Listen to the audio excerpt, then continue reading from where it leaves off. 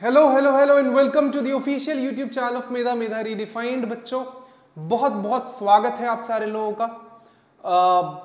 एक बार फिर मैं आपके लिए क्लास 11th की मैथ्स की वीडियो लेकर हाजिर हूं। हमने पहला चैप्टर शुरुआत किया और हमने ये आपसे वादा किया है कि हम 11th का पूरा content physics chemistry maths biology का आपके लिए लेकर आएंगे। और मैंने पहला चैप्टर सेट्स उठाया जिसको मैंने दो हिस्सों में तोड़ा है, पार्ट 1 एंड पार्ट 2। पार्ट 1 में जहां हमने बात की बेसिक्स ऑफ सेट्स के, टाइप्स ऑफ सेट्स की, एक बहुत इंपॉर्टेंट सबसेट्स के बारे में बहुत डिटेल पर बहुत सारे सवाल किए। आज इसका जो पार्ट 2 है, जिसमें मैंने आपको पहले बताया था कि मैं दो चीजों की बात करूंगा, ऑपरेशन ऑफ सेट्स और वर्ड प्रॉब्लम्स और कुछ प्रूविंग वाले सवाल जो आपकी मिसलिनियस एक्सरसाइज में एनसीईआरटी की वो। तो ये दो हिस्सों में टूटा है। मैं उम्मीद कर रहा हूं पहले पार्ट पे आप लोगों ने बहुत अच्छा रिस्पॉन्स दिया है। मैं उम्मीद कर रहा हूं कि you'll stay connected like this, you'll watch our content, it will benefit you और आप इसी तरीके से हमें सपोर्ट करते रहेंगे। दूसरी चीज, थोड़ा देर कर दिया, मैंने आपसे वादा किया था कि 2-3 दिन के भीतर ले आऊंगा, लेकिन इसी बीच हमारे 10th और 12th के रिजल्ट्स आ गए और उसके बीच हम बहुत बिजी थे। हमने लाइव किया, वो सारी चीजें की, तो उसको लेकर एक सॉर्ट ऑफ थोड़ी बिजनेस थी अब, और सीयूईटी के एग्जाम्स को लेकर लाइव सेशंस चल रहे थे, तो वो सारी चीजें अब खत्म हो गई हैं। अब पूरा फोकस सिर्फ आप लोगों पर है। तो we welcome you once again. और मेरी रिक्वेस्ट जो हमेशा रहती है कि अगर कोई भी इस चैनल पे पहली बार आया है, किसी भी तरीके से कहीं से भी देखकर उसके पास ये वीडियो पहुंची है और आपको कंटेंट पसंद आया है, तो सब्सक्राइब कर दीजिएगा, लाइक कर दीजिएगा, अपने फीडबैक्स दीजिएगा। कमेंट सेक्शन में आप लोग फीडबैक्स प्लीज दीजिए कि कुछ और बेहतर किया जा सकता है, कुछ कमी रह गई, बढ़िया है, जैसा भी है, पॉजिटिव नेगेटिव, वो आप हमें बताइए ताकि हम इंप्रूव कर सकें। बढ़ते हैं सेट्स के पार्ट 2 पर। Maths class 11 sets part 2, operation and word problems with your Samarth sir, your maths mentor on this channel for your 4 years of math journey, 9th, 10th, 11th, 12th and then the competitive domains. Let's begin.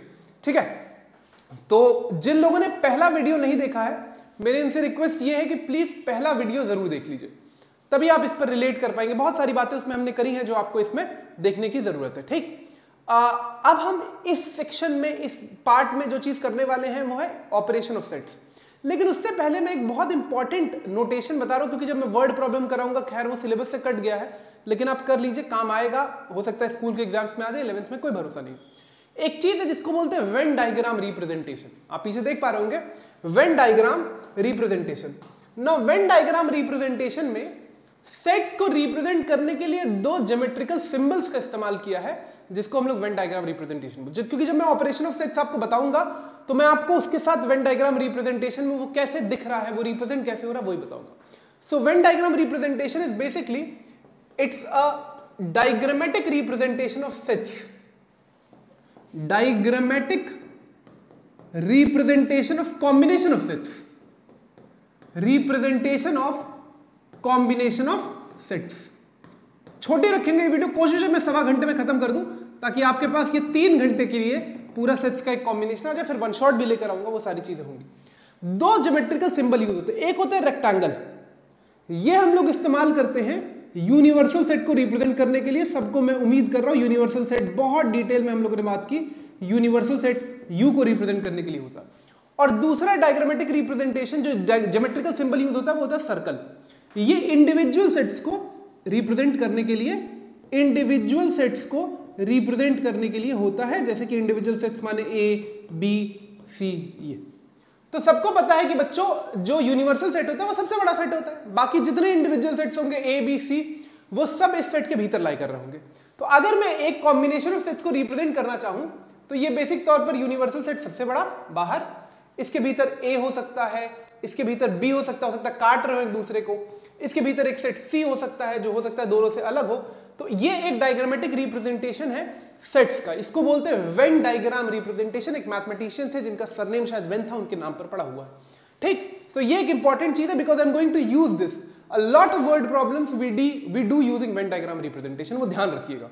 तो बहुत important है। Rectangle universal set के लिए और circle individual set के लिए कुछ ऐसा दिखेगा जब मैं आपको सेट का रिप्रेजेंटेशन करूंगा। रेक्टेंगल सबसे बड़ा है क्योंकि बाकी सब इसके सबसे छोटे हैं। ठीक, अब एक मैं आपको दिखा दूं, late U be a set of all, एक सवाल है, एक प्रीमाइज है, जिसमें मैं आपको वेन डायग्राम से बताऊंगा कैसे सेट्स बनेंगे।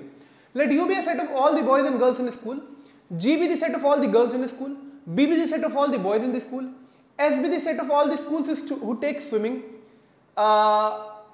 some but not all students in the school take swimming. Draw Venn diagram representation one of the possible interrelationship between U, G, B and S. ठीक, अब देखिए एक स्कूल है जिसमें वो बता रहा है कि एक स्कूल है जिसमें सारे लड़के और लड़कियों का, गर्ल्स एंड बॉयज का एक कलेक्शन है। तो मैं पूरे स्कूल को मैं यूनिवर्सल सेट मान रहा हूं। क्या मान रहा हूं? मैं पूरे स्कूल को यूनिवर्सल सेट मान रहा हूं। ठीक, फिर बॉयज को मैं बी से रिप्रेजेंट कर रहा हूं, वो बोला भी है, बॉयज को G with the set of all the girls, U with the set of all the boys and girls, boys को बी से रिप्रेजेंट कर रहा हूं, गर्ल्स को एस जी से रिप्रेजेंट कर रहा हूं। इसमें से कुछ बच्चे ऐसे हैं, बोला है, देखिए बहुत इंपॉर्टेंट लाइन बोली, as B the set of all students in the school who to take swimming, जो स्विमिंग कर रहे हैं। अब हो सकता है कि कुछ लड़कियां स्विमिंग कर रही हैं, हो सकता है कुछ लड़के स्विमिंग कर रहे हो। ठीक, तो ये कलेक्शन, लेकिन एक बात बहुत स्पेसिफिक बोली है, some but not all the students in the school take swimming. School के सारे बच्चे स्विमिंग नहीं लेते हैं, ये ध्यान रखिए। स्कूल के सारे बच्चे जो हैं वो स्विमिंग नहीं लेते हैं, ये ध्यान रखिए। तो अब आपको इसका वेन डायग्राम रिप्रेजेंटेशन करना, ऐसे एक सेट है जो स्विमिंग बच्चे ले रहे हैं, वो रिप्रेजेंट हो रहा है ऐसे। अब मैं इसका वेन डायग्राम, ये स्कूल का सेट है, हम ये मान रहे हैं कि स्कूल में बहुत सारे लोग और होंगे, हम मान रहे स्टाफ होएगा, प्यून होएगा, टीचर्स होंगे, वो सब हम रिप्रेजेंट नहीं कर रहे। तो यू रेक्टेंगल ये स्कूल को रिप्रेजेंट कर रहा है। इसमें एक सेट है बॉयज का, बी, एक सेट है गर्ल्स। अब देखिए एक चीज मैं आपको बताऊं कि जैसे बॉयज और गर्ल्स के सेट एक दूसरे को काटेंगे नहीं, इस बात पर हमारे ये दो इंडिविजुअली अलग अलग सेट होंगे। भाई जो बॉय है वो गर्ल नहीं होगी, जो गर्ल है वो बॉय नहीं होगी। ठीक, तो ये दोनों इंडिविजुअली एक दूसरे से अलग है, ये दोनों एक दूसरे को काटेंगे नहीं। अब एक तीसरा सेट है एस, स्विमिंग वाला। तो अब हमें नहीं पता कितने लड़के कर रहे हैं, कितने लड़कियां कर रही हैं। तो कुछ लड़के होंगे जो स्विमिंग कर रहे होंगे, कुछ लड़कियां होंगी जो स्विमिंग कर रही होंगी। तो यही बेसिक तौर पर बात है। तो अब जो इवेंचुअली स्विमिंग वाला जो हिसाब किताब बनेगा वो कुछ ऐसा बनेगा। ठीक, कुछ लड़के स्विमिंग कर रहे होंगे, कुछ लड़कियां स्विमिंग कर रही होंगी, लेकिन सारे लड़के भी नहीं कर रहे हैं, सारे लड़कियां भी नहीं कर रही हैं। तो ये बात ध्यान रखिए, सारे लड़के भी नहीं कर रहे हैं, सारे लड़कियां भी नहीं कर रही हैं, ये बात आप ध्यान रखिए। तो कुछ ऐसा बनेगा, कुछ ऐसा बनेगा। अब हम ये भी मान रहे हैं बहुत प्रॉपर इंफॉर्मेशन नहीं हो सकता, कुछ टीचर्स हैं जो स्विमिंग ऑप्ट कर रहे हो, बहुत सारी चीजें। तो this is basically the representation of what you call the Venn diagram representation. आप समझ जाइए, अभी हम लोग आगे बहुत करेंगे तो आप समझ जाइएगा। रेक्टेंगल सर्कल्स के रिप्रेजेंटेशन पे बात होती है, आगे बढ़ जाते हैं। चलिए, now we are heading to very important, और इस चैप्टर का जो सबसे इंपॉर्टेंट, एक तो सबसेट्स वाला हिस्सा बहुत इंपॉर्टेंट है, दूसरा ऑपरेशन ऑफ सेट्स।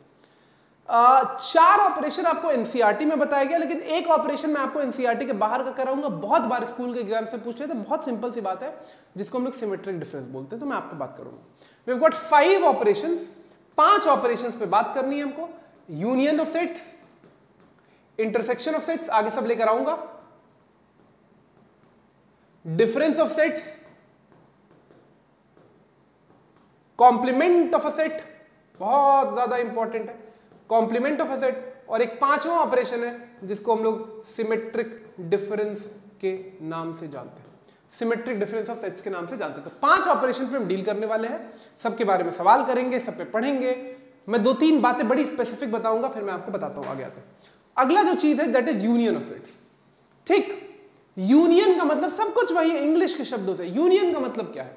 यूनियन का मतलब इकट्ठा करना, यही तो होता है। यूनियन का मतलब इंग्लिश में क्या होता है? इकट्ठा करना। तो union of sets is nothing but it is basically 2 set को इकट्ठा करके एक सेट में लिख देना, वो यूनियन ऑफ सेट्स कहलाता है। लेकिन जब मैं आपको हर सेट बताऊंगा तो 3 चीजें मैं आपको बड़ी स्पेसिफिक बताऊंगा। उसका डेफिनेशन, उसका सिंबल, वो किससे रिप्रेजेंट हो रहा है, क्योंकि हम वर्ड प्रॉब्लम्स करने वाले हैं। तो वो शब्द जो उस ऑपरेशन को, अंग्रेजी का वो शब्द जो उस ऑपरेशन को रिप्रेजेंट कर रहा है, ये 3 चीजें, फिर वेन डायग्राम, रिप्रेजेंटेशन और example. So we are going for any operation, we are going to do 5 things: definition, symbol used, the word representing that operation, Venn diagram representation and the example. That is what we do. तो union of sets basically for any, पहले तो symbol use जो होता है, symbol जो use होता है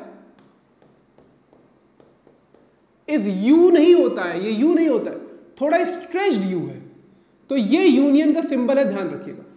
थोड़ा स्ट्रेच्ड यू है, ये यूनियन का सिंबल है, सबको दिखाई दे रहा है, ठीक है, पक्का। वर्ड जो इस ऑपरेशन को रिप्रेजेंट कर रहा है, word representing this operation, word representing this operation is, मान लीजिए दो सेट की बात करें ए, तो ए और बी और रिप्रेजेंट कर रहा है, या आइदर ए और बी, आइदर और रिप्रेजेंट कर रहा है, आइदर ए और बी, आइदर और, या at least one of A and B, at least one of A और बी ये रिप्रेजेंट कर रहे हैं, एटलीस्ट वन ऑफ ए और बी ये रिप्रेजेंट कर रहे हैं। ये तीन शब्द हैं जो यूनियन को रिप्रेजेंट कर रहे हैं, ए और बी। जब भी आपसे बोला और शब्द मतलब यूनियन, आइदर ए और B union, at least one of A और बी यूनियन। होता क्या है बेसिक तौर पर, होता क्या है डेफिनेशन के तौर पर, डेफिनेशन के तौर पर फॉर एनी टू सेट्स, तीन सेट के लिए भी हो सकता है लेकिन मैं अभी आपको दो सेट समझा रहा हूं, for any two sets A और B, A union B is a collection of elements of A and B, elements of A and B together in one set, और अगली बात बहुत इंपॉर्टेंट है, together in one set with repeated elements, with repeated elements written only once। ऐसा क्यों हो रहा है सर, ये बहुत इंपॉर्टेंट बात है, मैं बहुत लिख रहा हूं तो कंफ्यूज मत होइएगा। For any two sets A और B, A union B is a set representing the elements of A and B written together in one set but the repeated elements are written only once. क्यों, set का basic notation contradict थोड़ी करना है, कोई element दो बार थोड़ी लिख सकते हैं सेट में, तो जो ए और बी में कॉमन होगा, जो रिपीट हो रहा होगा, वो आप ए यूनियन बी में एक ही बार लिखोगे। ठीक, तो जैसे मान लीजिए एग्जाम्पल ले रहे हैं, जैसे मान लीजिए एग्जांपल ले रहे हैं, ए एक सेट है 1 2 3 4, ठीक, बी एक सेट है 3 4 5 6, ए यूनियन बी क्या होगा, ए यूनियन बी क्या होगा, इज नथिंग बट, सबके सेट इकट्ठा कर दो 1 2 3 4। अब ये जो 3 4 यहां है और 3 4 यहां है, ये एक ही बार लिखा जाएगा, वरना सेट का बेसिक नोटेशन कॉन्ट्रैक्ट कर जाएगा फिर 5 6। तो ए यूनियन बी में आप देख रहे हो कि नंबर ऑफ एलिमेंट जो है ए और बी से कम है, इकट्ठा मिला के कम है। क्यों, क्योंकि रिपीटेड एलिमेंट्स को एक बार ही लिखा गया। बात समझ गया, अगर ए आपका 1 2 3 4 है, बी 3 4 5 6 है, तो A union B is nothing but 1 2 3 4 5 6। अब वेन डायग्राम रिप्रेजेंटेशन पे जब मैं बात कर रहा हूं, वेन डायग्राम रिप्रेजेंटेशन पे, तो कुछ ऐसा बनेगा, बहुत ध्यान से देखिएगा। ठीक, मैं आपको ये बना के भी, ये यू है, कुछ होगा यू, ठीक, ये ए है, ये बी है, काट रहा है क्योंकि कॉमन है, ए है बी है, ठीक, यहां पे मान लीजिए 1 2 आएगा, दोनों में कॉमन है तो यहां पे 3 4 आएगा और यहां पर 5 6 आएगा। ये बात आपको समझ आई कि नहीं आई पहले बताइए। ये वेन डायग्राम रिप्रेजेंटेशन है। यूनियन ऑफ सेट्स क्या रिप्रेजेंट कर रहा है, यूनियन ऑफ सेट्स क्या रिप्रेजेंट कर रहा है, ये हिस्सा रिप्रेजेंट कर रहा है। ये पूरा जो यूनियन ऑफ सेट्स है, ये पूरा दोनों सर्कल को इकट्ठा कर दिया, तो ये जो शेडेड पार्ट है ये यूनियन ऑफ सेट्स रिप्रेजेंट कर रहा है, या ए यूनियन बी। मैं आपको वेन डायग्राम के नोटेशन पे दिखाना चाहता हूं कि यूनियन ऑफ सेट्स, दोनों सेट को इकट्ठा करके जो शेड किया हुआ हिस्सा है वो यूनियन ऑफ सेट्स रिप्रेजेंट कर रहा है। मैंने लिखा भी देखिए, 1 2 सिर्फ ए का हिस्सा है, 3 4 सिर्फ बी का, 3 4 कॉमन वाले रीजन में है, और 5 6 जो है वो आपका बी का हिस्सा है। मेरे ख्याल से बहुत इंपॉर्टेंट बेसिक बात है, आप समझ गए होंगे। शब्द, symbol, definition, example, when diagram representation, मेरे ख्याल से आई वुड मेड है वेरी क्लियर, ये ध्यान रखिएगा। ठीक, लेकिन उससे पहले कुछ प्रॉपर्टीज हैं जो आपको, कुछ प्रॉपर्टीज हैं जिनका आपको ख्याल रखना पड़ेगा, मत परेशान करो। चलो, properties, properties of union of sets. ठीक, पहली प्रॉपर्टी, कम्यूटेटिव होता है, ए यूनियन बी और बी यूनियन ए करा दो, कोई फर्क नहीं पड़ेगा, सेम बात है। मेरे यूनिवर्सल और यू से कंफ्यूज मत होइएगा, सेम बात है। ठीक है, सेम बात है ना भाई, ए यूनियन बी इकट्ठा करूं चाहे बी और ए इकट्ठा कर दूं, एक ही तो सेट बनेगा। सेट में वैसे भी ऑर्डर ऑफ एलिमेंट्स इंपॉर्टेंट नहीं है, ठीक है, तो कम्यूटेटिव रहा है। दूसरी चीज एसोसिएटिव भी है कि आप ए यूनियन बी कराकर, आप ए यूनियन बी कराकर, सॉरी, ए यूनियन बी कराकर आप सी से यूनियन कराइए, या ए यूनियन कराकर बी यूनियन सी कराइए, तब भी होगा। तो ये कम्यूटेटिव प्रॉपर्टी है और ये एसोसिएटिव प्रॉपर्टी है। कोई दिक्कत है तो तेजी से बताइए, कोई भी दिक्कत हो तेजी से बताइए। बिल्कुल नहीं सर। तीसरी प्रॉपर्टी कि किसी सेट का खुद से यूनियन कराऊं तो क्या निकल कर आएगा, ए ही आएगा। इसको बोलते हैं लॉ ऑफ इडेम्पोटेंट लॉ। अगर कहीं आप ये शब्द पढ़िए कि कोई भी ऑपरेशन मैथ्स में जब आप खुद से कराते हो वही ऑपरेशन, तो उसको इडेम्पोटेंट लॉ बोलते हैं, इडेम्पोटेंट लॉ बोलते हैं। तो अगर किसी सेट का यूनियन खुद से करो तो वही सेट तो आ जाएगा। ए और ए का यूनियन करो, इकट्ठा करूंगा तो ए के एलिमेंट्स ही तो आएंगे। ठीक। चौथा कि अगर मैं ए का यूनियन फाई से कराऊं, एम्प्टी सेट से, तो क्या आएगा? फाई में कुछ नहीं है, ए में जो भी एलिमेंट्स होंगे इकट्ठा करके ए तो ही आएगा। भाई फाई में अगर कोई एलिमेंट नहीं है तो फाई ने तो कोई एलिमेंट कंट्रीब्यूट ही नहीं किया, तो सिर्फ ए के एलिमेंट आ जाएंगे। पांचवा कि अगर मैं ए का यूनियन यूनिवर्सल सेट से कराऊं, तो आंसर यूनिवर्सल सेट आएगा। जब भी आप यूनियन करा रहे हो तो हमेशा बड़ा वाला सेट, अगर जैसे क्या लॉजिक है, देखिए बहुत बढ़िया लॉजिक, चूंकि ए सबसेट है यूनियन सेट का, इसीलिए ए का यूनियन जब मैं यूनिवर्सल सेट से करा रहा हूं तो यूनियन आएगा। तो जब भी आप यूनियन कराओगे तो अगर दोनों एक दूसरे के सबसेट है, मतलब कोई एक दूसरे का सबसेट है, तो हमेशा बड़ा वाला सेट, सुपर सेट हमेशा निकल कर आएगा। ठीक। मतलब क्योंकि यूनिवर्सल सेट में तो एक एलिमेंट है, जैसे मान लीजिए मैं आपको दिखा, अगर आपको ये कंफ्यूजन हो रहा है, यू में मान लीजिए 1 से 10 तक है, 1 से लेकर 10 तक है, और ए में मान लीजिए 1 2 3 4 है। अब मैं जब इसका यूनियन कराऊंगा, ए यूनियन यूनिवर्सल सेट, तो क्या निकल कर आएगा भैया? सारी 1 2 3 4 रिपीटेड एलिमेंट्स है और फिर 10 तक लेकर, तो यही तो निकल कर आएगा। तो यूनिवर्सल सेट यहीं से तो निकल कर आ रहा है। बात आपने समझी कि नहीं समझी बताइए। प्रॉपर्टी ऑफ सेट तो बहुत इंपॉर्टेंट है, फिर हम सवालों पढ़ेंगे। पक्का? एनर्जी मेरी कम तो नहीं लग रही है? चले बहुत बढ़िया। अगले सवाल पर आते हैं और तेजी से करते हैं। A इज इक्वल टू 1 2 3 4 आप सब लोगों को दिखाई दे रहा होगा, ब्लर हो रहा है तो माफी। B 3 4 5 6, C 5 6 7 8, D 7 7 8 9 10। बहुत बढ़िया। A यूनियन B निकालना। अब लिखना चालू कर दे, सबको दिखाई दे ही रहा है। पहला और A यूनियन B क्या होगा? इकट्ठा कर दो, 1 2 3 4 5 6, ये एग्जांपल भी हम लोगों ने लिया था। ठीक है। A यूनियन C क्या होगा? तेजी से बताइए। A यूनियन C क्या होगा? A और C के एलिमेंट्स को आप कंबाइन कर रहे हो, A और C के एलिमेंट्स को आप कंबाइन कर रहे हो, तो क्या आएगा? जल्दी बताओ। 1 2 3 4 A से तो आएगा ही, कुछ सोचो मत। फिर 5 6 7 8 सारे एलिमेंट आ गए, 8 के 8 एलिमेंट आ गए। क्यों? क्योंकि A और C में कुछ कॉमन नहीं था। अगला B यूनियन C में क्या आएगा? B यूनियन C में क्या आएगा? That is nothing but 3 4 5 6 7 8। बहुत बढ़िया। A union B union C में क्या आएगा? अब ये देखिए आपके लिए नई चीज है, कंफ्यूज मत होइएगा। मैं 50 सेट लेकर आ जाऊं, यूनियन का मतलब सबके एलिमेंट इकट्ठा कर दो, जो भी सब में रिपीट हो रहा है वो एक बार लिखा जाएगा। ठीक। तो A union B union C, पहले A वाले लिख दो। ठीक है। फिर B क्या होगा? 3 4 5 6, 3 4 ऑलरेडी आ गया, 5 6 लिख दो। फिर C में क्या होगा? 5 6 ऑलरेडी आ गया, उठा के 7 8 लिख दो। पहले A के लिख दो सारे, पहले A के लिख दो, फिर देखो B में जो कॉमन है वो मत लिखना, फिर 5 6, फिर देखो C में जो ऑलरेडी आ गया वो थोड़ी दोबारा लिखा जाएगा, तो 7 8 लिखते जाइए ऑर्डर में। अगला क्या है? A union B union D। अगला क्या है? A union B union D। क्या हो जाएगा? A union B union D। 1 2 3 4 5 6। D में क्या है? 7 8 9 10। 10 एलिमेंट्स आ गए।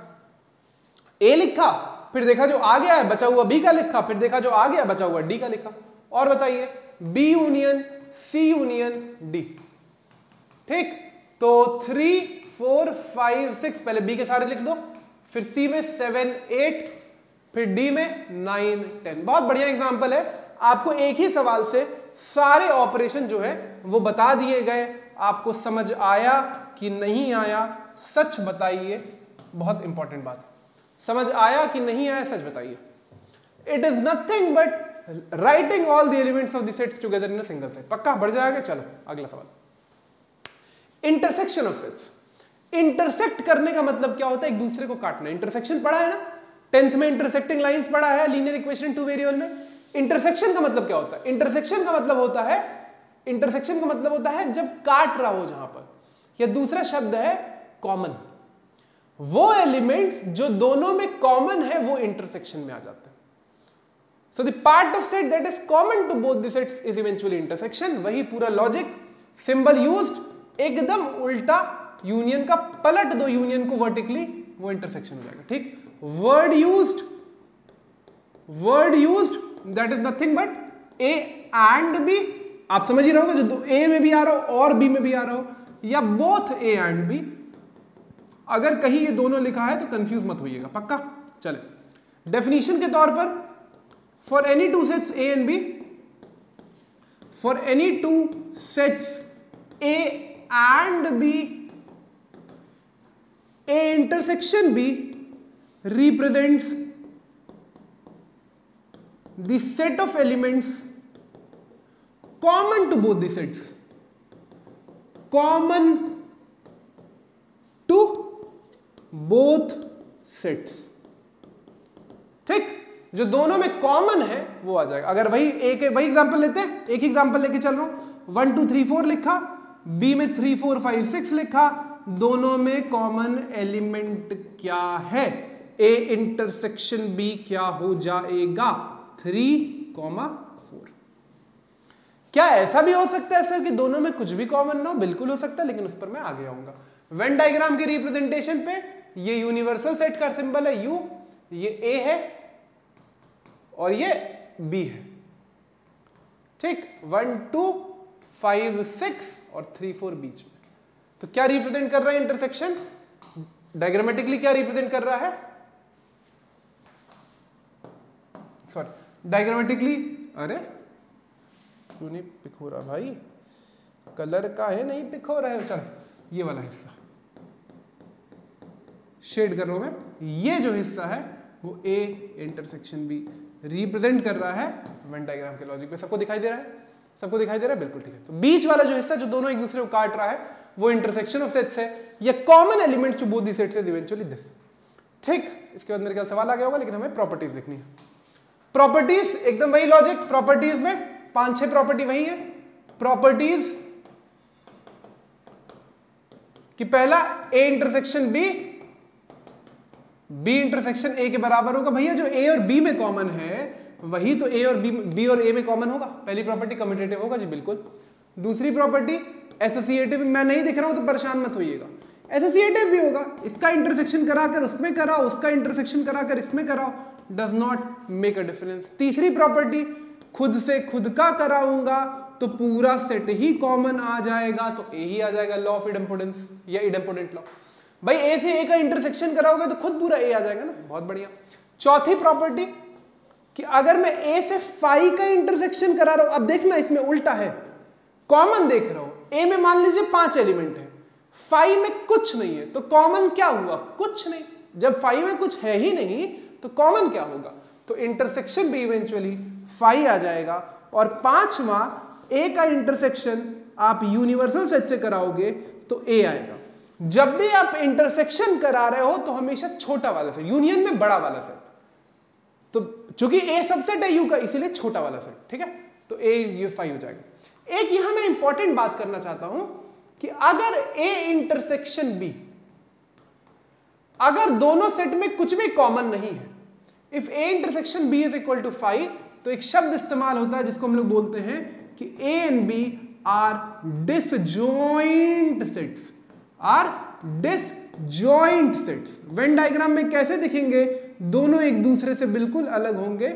जैसे अभी हम लोगों ने एक रिप्रेजेंटेशन बॉयज और गर्ल्स वाला किया, अभी हम लोगों ने एक रिप्रेजेंटेशन बॉयज और गर्ल्स वाला किया था कि उसमें कुछ भी कॉमन नहीं होगा, तो कुछ भी कॉमन नहीं होगा। बात समझ गए? पक्का? पक्का कि नहीं? चले आगे बढ़ा जाए, आगे बढ़ा जाए। पक्का? चले, डिसजॉइंट सेट्स, टूटे हुए। A 3 5 6 7 9 जो भी दिया हो, B 7 9 11 13, C 11 13 15, D 15 17। Find A intersection B। चलिए मैं सवाल दोबारा लिख नहीं रहा हूं, सबको दिखाई दे रहा है ना? बिल्कुल ठीक है। A इंटरसेक्शन B क्या आएगा? A और B में क्या कॉमन है? देखो 3 5 7 9 11 7 9 11 13, तो 7 और 9 कॉमन है, A इंटरसेक्शन B में आ जाएगा। दूसरा B इंटरसेक्शन C में क्या कॉमन आएगा? B और C में क्या कॉमन आएगा? 11 और 13, बिल्कुल ठीक है। Third, A intersection C intersection D में क्या आएगा? तो इसमें एक काम करो कि पहले तुम लोग A इंटरसेक्शन C निकाल लो, या अगर देख सकते हो तो देख लो A में सी में और डी में इकट्ठा क्या कॉमन है ये देख लो फिर बताना। इसको आप दो तरीके से कर सकते हो। पहले आप ए इंटरसेक्शन सी निकाल लो, ए इंटरसेक्शन सी निकाल लो। ए इंटरसेक्शन सी में क्या कॉमन है? 3 5 7 9 11, सी में 11 है, तो ए इंटरसेक्शन में सिर्फ 11 आएगा। आएगा? सच बताइए आएगा कि नहीं आएगा? बिल्कुल। अब ए इंटरसेक्शन सी का डी से कराओ इंटरसेक्शन और मुझे बताओ क्या आएगा। ए इंटरसेक्शन सी में 11 आया, डी में 11 है क्या? डी में 11 तो है ही नहीं, तो 15 और 17 है, तो कुछ कॉमन आएगा? बिल्कुल नहीं आएगा। तो eventually A intersection C intersection D 5 आ जाएगा। एक चीज देख लो, ऐसा कौन सा एलिमेंट है जो तीनों में है? एक तरीका ये है, अगर आपको ये थोड़ा कंफ्यूजिंग लग रहा है देखने में बड़े सेट से, पहले आप ए इंटरसेक्शन सी निकाल लो, फिर उसका डी से इंटरसेक्शन करा दो। तो ए इंटरसेक्शन सी में तो कॉमन है एक एलिमेंट 11, लेकिन वो डी में मौजूद नहीं है, इसीलिए पूरी चीज का 5 आ जाएगा। ठीक है। फोर्थ क्या है? A intersection C. A intersection सी मैंने ऑलरेडी लिख दिया आपके लिए कि 11 है। ठीक, ए और सी में 11 ही कॉमन है। ठीक है। B intersection D, B intersection D, B और डी में कुछ भी कॉमन है नहीं है तो 5। ठीक, कोई कंफ्यूज नहीं होगी सर आप यही सिंबल की, आप ये भी इस्तेमाल कर सकते हो, कर लो कोई दिक्कत नहीं। ठीक है। बी इंटरसेक्शन डी में कुछ भी कॉमन नहीं ना, 7 9 11 13 15 13 नहीं कॉमन है। A intersection B union C, अब देखिए ये बढ़िया सवाल है। ए का इंटरसेक्शन बी यूनियन सी से, बॉडमास का नियम लगाओ और पहले बी यूनियन सी निकाल लो। सिक्स्थ है A intersection B union C, तो मैं पहले बी और सी का यूनियन निकाल ले रहा हूं, सॉरी बी यूनियन सी निकाल लो। बी यूनियन सी क्या हो जाएगा? कंफ्यूज मत होना, इंटरसेक्शन नहीं यूनियन है। बी यूनियन सी क्या होगा? बी और सी के एलिमेंट्स को इकट्ठा कर दो तो 7 9 11 13 15। अब इसका इंटरसेक्शन तुम करा रहे हो किससे? डी से। डी क्या है? ए से, सॉरी बी यूनियन सी। इसका इंटरसेक्शन आप करा रहे हो ए से। क्या है? ए 3 5 7 9 11, यही है। देखो दोनों में क्या कॉमन है? A intersection B union C मैंने लिख दिया 7 9 11 13 15। अब बी यूनियन सी का इंटरसेक्शन आप ए से करा रहे हो, ए से, इससे। देखो क्या कॉमन है? मेरे ख्याल से 9 कॉमन है और 11 कॉमन है, 7 भी कॉमन है, 7 9 11 कॉमन है। क्या कॉमन है? तो 7 9 और 11 कॉमन है कि नहीं बताइए। तो पहले आप बी यूनियन सी निकाल लेना वरना कंफ्यूज हो जाओगे। पहले आप बी यूनियन सी निकाल लेना वरना कंफ्यूज हो जाओगे, ये ध्यान रखना। बात समझ में आई कि नहीं आई सच बताइए। बहुत बहुत इंपॉर्टेंट सवाल था ये, छठा वाला सवाल बहुत अच्छा। पक्का? पक्का? कंफ्यूजन है तो बताओ। बढ़िया, अगले ऑपरेशन पे आ जाए। चलो, difference of sets. Difference of sets क्या न्यूमेरिकल डिफरेंस है? जैसे 3 में से 5 घटा देते हैं, 5 में से 2 घटाए तो वैसा है? कुछ वैसा है, लेकिन एलिमेंट्स को सब्ट्रैक्ट थोड़ी कर सकते हो न्यूमेरिकली। तो डिफरेंस ऑफ सेट्स का बेसिक तौर पर मतलब है कि जो ए में है लेकिन बी में नहीं है, जो बी में है लेकिन ए में नहीं। ठीक, तो डिफरेंस ऑफ सेट्स एक अच्छा, ये बड़े बढ़िया वो है, क्या बोलते हैं, बढ़िया रिप्रेजेंटेशन है, बहुत बढ़िया ऑपरेशन है। सिंबल जो इस्तेमाल होता है ए माइनस बी, मतलब अच्छा इसमें या बी माइनस ए, मान लीजिए 2 सेट की मैं बात कर रहा हूं, तो ए माइनस बी या बी माइनस ए, माइनस सिंबल इस्तेमाल हो रहा है डिफरेंस के लिए। अब यहां ए माइनस बी और बी माइनस ए बहुत फर्क है। वर्ड जो यूज होगा, जो शब्द यूज होगा वो इस्तेमाल होगा बेसिक तौर पर, वो इस्तेमाल होगा ए माइनस बी के लिए मैं लिख रहा हूं ए बट नॉट बी, और इसी से सब आपको समझ आ जाएगा। बट नॉट बी या ओनली ए, या ओनली ए। बी माइनस ए के लिए शब्द इस्तेमाल होगा वो बी बट नॉट ए या ओनली बी, ओनली बी। ठीक, तो दोनों अलग अलग ऑपरेशन है। बी माइनस ए और ए माइनस बी में बहुत फर्क है। अभी तक जो आप ऑपरेशन कर रहे थे इंटरसेक्शन यूनियन वाला, उसमें आप ए यूनियन बी बोल दो, बी यूनियन ए बोल दो, कोई फर्क नहीं पड़ेगा। ठीक, डेफिनेशन के तौर पे क्या बात है, जैसे मैं आपको ए माइनस बी की डेफिनेशन बता दे रहा हूं तो आप बी माइनस ए के बारे में समझ जाओगे। For any two sets A and B, for any two sets A and B,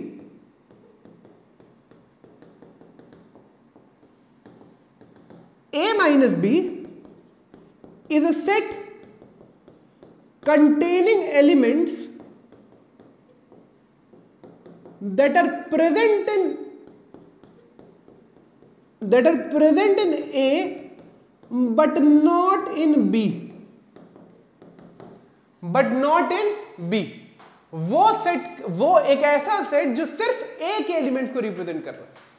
भाई अगर ए और बी में कुछ भी कॉमन नहीं है, मतलब अगर ए और बी में जो कॉमन है वो वाला हिस्सा नहीं आएगा, सिर्फ ए आ जाएगा, सिर्फ ए, तो वो एलिमेंट जो ए में मौजूद है लेकिन बी में मौजूद नहीं है, ओनली ए या only present in A but not in B. Example से आपको ज्यादा बेहतर समझ, वही एग्जांपल लेते हैं जो लेके चल रहे हैं।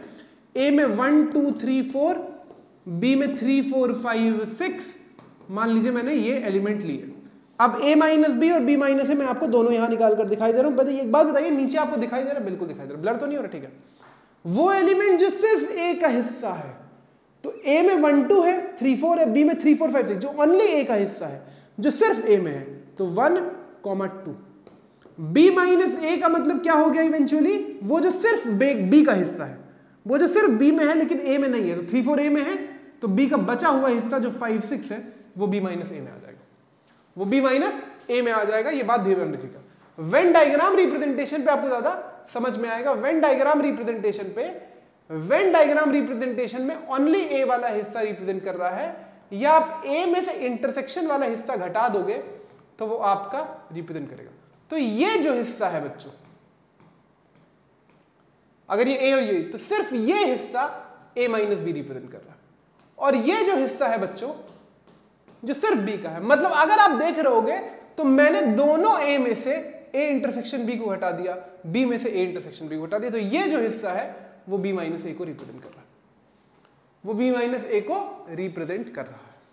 वैसे तो इसमें कुछ प्रॉपर्टीज नहीं, लेकिन एक दो बातें मैं आपको बताना चाहता हूं कि मैं आपने वेन डायग्राम देखा तो प्रॉपर्टीज के तौर पर a माइनस बी को मैं ये भी लिख सकता हूं, that is a minus a intersection b, a minus a intersection b, या b माइनस a को वेन डायग्राम में आपने देखा ना कि यही तो रिप्रेजेंट कर, b में से a इंटरसेक्शन b घटा दो। दूसरी प्रॉपर्टीज, ये तो एक सेट ऑफ प्रॉपर्टी हो गई, बात समझ गए ना पक्का? अगर आप वेन डायग्राम देखोगे तो क्या हुआ, a इंटरसेक्शन b में से यही तो घटाया है, a में से a इंटरसेक्शन b और b में से a इंटरसेक्शन b। दूसरी प्रॉपर्टी, अगर a intersection b, if a intersection b is equal to 5, if a intersection b is equal to 5, तो a माइनस बी पूरा a होगा और b माइनस a जो है वो पूरा a होगा, सॉरी b माइनस a जो है वो पूरा b होगा। एंड लॉजिकली सोचो कि अगर इन दोनों में कुछ कॉमन ही नहीं है, ये a रहा ये b रहा, ये यूनिवर्सल सेट है, अगर इन दोनों में कुछ कॉमन ही नहीं है तो a माइनस b क्या हुआ, पूरा यही हुआ ना, पूरा a, और b माइनस a क्या हुआ, पूरा b हुआ। भाई इंटरसेक्शन ही तो हटा रहे थे, अगर कुछ कॉमन ही नहीं है तो दोनों में से क्या निकल कर आएगा, a और b निकल कर आएगा। पक्का? आगे बढ़ जाए, चलिए।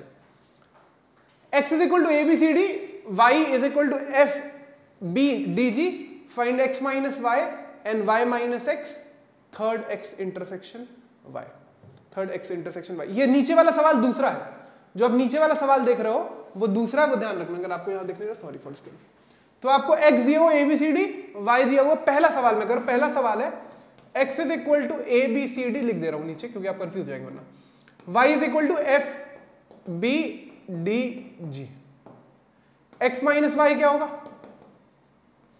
x माइनस वाई क्या होगा, वो जो सिर्फ x में है लेकिन वो जो सिर्फ x में है लेकिन y में नहीं है, a x में है, c x में है, y में नहीं है, b और d तो y में है, तो a comma c। y minus x क्या होगा, पार्ट b क्या हो जाएगा, वो जो सिर्फ y में है लेकिन x में नहीं है, तो b और d तो इसमें है, तो f कॉमा g। ठीक, x इंटरसेक्शन y क्या होगा, वो जो दोनों में है, वो जो दोनों में है, that is nothing but b comma d। आपको दिखाई दे रहा है कि नहीं दिखाई दे रहा है, सच बताइए, पक्का? पक्का। दूसरा ऑपरेशन, दूसरा क्वेश्चन है, if r is a set of real numbers and q is a set of rational numbers, then what is r minus q। बहुत बहुत बढ़िया सवाल है।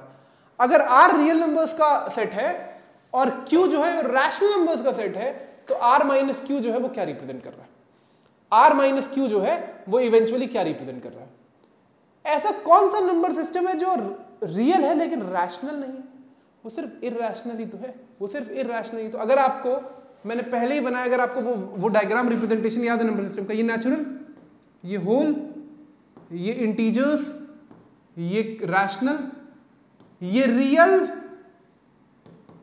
और इसके भीतर एक नंबर सिस्टम है जिसको हम लोग इरैशनल बोलते हैं, टी बोलते हैं कि नहीं बोलते हैं। तो अगर मैं पूरे R वाले सर्कल में से इस Q को घटा दूं तो क्या बच रहा है? सिर्फ यही तो बच रहा है T, सिर्फ यही तो बच रहा है T। तो R minus Q is nothing but T, या T is nothing but irrational numbers. भाई वो रियल नंबर जो रैशनल नहीं होगा तो उसको इर्रेशनल ही होना पड़ेगा, क्योंकि इसके अलावा तो कोई नंबर सिस्टम का क्लासिफिकेशन बचा ही नहीं। भाई सेकंड बिगेस्ट तो रैशनल है, फिर सबसे बड़ा रियल है, बीच में एक फंस जाता है इर्रेशनल, जो छोटा सेट है कंपैरेटिव रैशनल में, लेकिन वो वही बात आती है। बात समझ गया? पक्का आगे बढ़ सकते हैं? चलिए, complement of a set. Now this is a very very very very very important, बहुत सारे सवाल इस पर आएंगे, बहुत ज्यादा इंपॉर्टेंट है, second last operation of sets के तौर पर आ रहा है, ध्यान रखिएगा। तो आइए सवाल करते हैं, कॉम्प्लीमेंट ऑफ अ सेट। दूसरी बात, पहले मैं बता दूं सिंबल का इस्तेमाल होता है। एक तो पहली चीज, it is talked for any set, for any set its complement is always talked with respect to या seen with respect to universal set. भाई हम जब ए का कॉम्प्लीमेंट निकाल रहे हैं, हमको बी से कोई मतलब नहीं है, हम यूनिवर्सल सेट के रिस्पेक्ट में बात कर रहे हैं, ठीक। सिंबल जो इस्तेमाल होता है, सिंबल जो इस्तेमाल होता है वो यूज होता है, मान लीजिए ए की बात करो, ए कॉम्प्लीमेंट या ए डैश, दोनों सिंबल इस्तेमाल होता है, लेकिन ये वाला ज्यादा इस्तेमाल होता है, तो कंफ्यूज मत होइएगा, ठीक। जो वर्ड यूज हो रहा है वो है नॉट ए। अब मैं डेफिनेशन लिखता हूं आपके लिए, अब मैं डेफिनेशन लिखता हूं आपके लिए, ठीक। डेफिनेशन क्या है? A complement is a set of elements, is a set of elements that are present in universal set but not in a, जब आप किसी भी सेट की कॉम्प्लीमेंट की बात कर रहे हो तो वो उस सेट के एलिमेंट को रिप्रेजेंट कर रहा है जो यूनिवर्सल में है लेकिन ए में नहीं, जो यूनिवर्सल सेट में है लेकिन ए में नहीं है, ये ध्यान रखिए पक्का। जो यूनिवर्सल सेट में है लेकिन ए में नहीं है। मान लीजिए मैंने यूनिवर्सल सेट लिखा 1 2 3 से लेकर 10 तक, ए मैंने लिखा 1 2 3 4, तो ए कॉम्प्लीमेंट पता है क्या होगा? ए कॉम्प्लीमेंट वो जो यू में है लेकिन ए में नहीं, यू में है ए में नहीं। 1 2 3 4 हटा दो, 5 6 7 8 9 10, दिस इज व्हाट इवेंचुअली। तो वैसे अगर आप लॉजिकली सोचोगे और उसको मैं डिफरेंस से रिलेट करने की कोशिश करूं, मैं प्रॉपर्टी लिखूंगा, मैं अभी तो बताऊंगा। तो ये यूनिवर्सल सेट को रिप्रेजेंट कर रहा है। अगर ये ए सेट है और ये यू है तो ए के बाहर वाला सारा हिस्सा यूनिवर्सल सेट रिप्रेजेंट कर रहा है, ए के बाहर वाला सारा हिस्सा यूनिवर्सल सेट को रिप्रेजेंट कर रहा है। बाहर इससे नहीं जाएगा यूनिवर्सल से, लेकिन जो ए के बाहर है,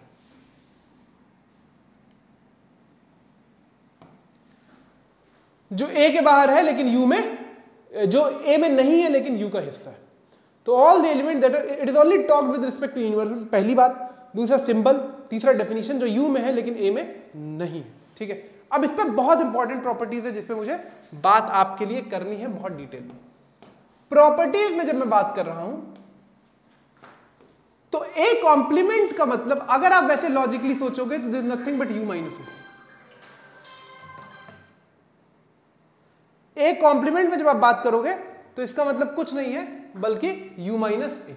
ध्यान रखिए, यूनिवर्सल में से ए घटा रहा हूं। ये मैं इसको जनरलाइज कर दूं और मैं डब्बे का बहुत इस्तेमाल करता हूं। कोई भी सेट हो, यहां ए आ सकता है, बी आ सकता है, ए यूनियन बी आ सकता है, ए इंटरसेक्शन बी आ सकता है, कुछ भी आ सकता है। अगर मैं किसी डब्बे के कॉम्प्लीमेंट की बात कर रहा हूं तो u माइनस डब्बा। डब्बे से कंफ्यूज मत होना, this can be any set or a combination of set, this can be any set or a combination of set, that is what u is. दूसरी प्रॉपर्टी क्या है कि अगर मैं किसी सेट के कॉम्प्लीमेंट का कॉम्प्लीमेंट कराऊंगा तो वापस वो ए आ जाएगा। भाई ए का कॉम्प्लीमेंट क्या हुआ? ए का कॉम्प्लीमेंट क्या हुआ? u माइनस ए।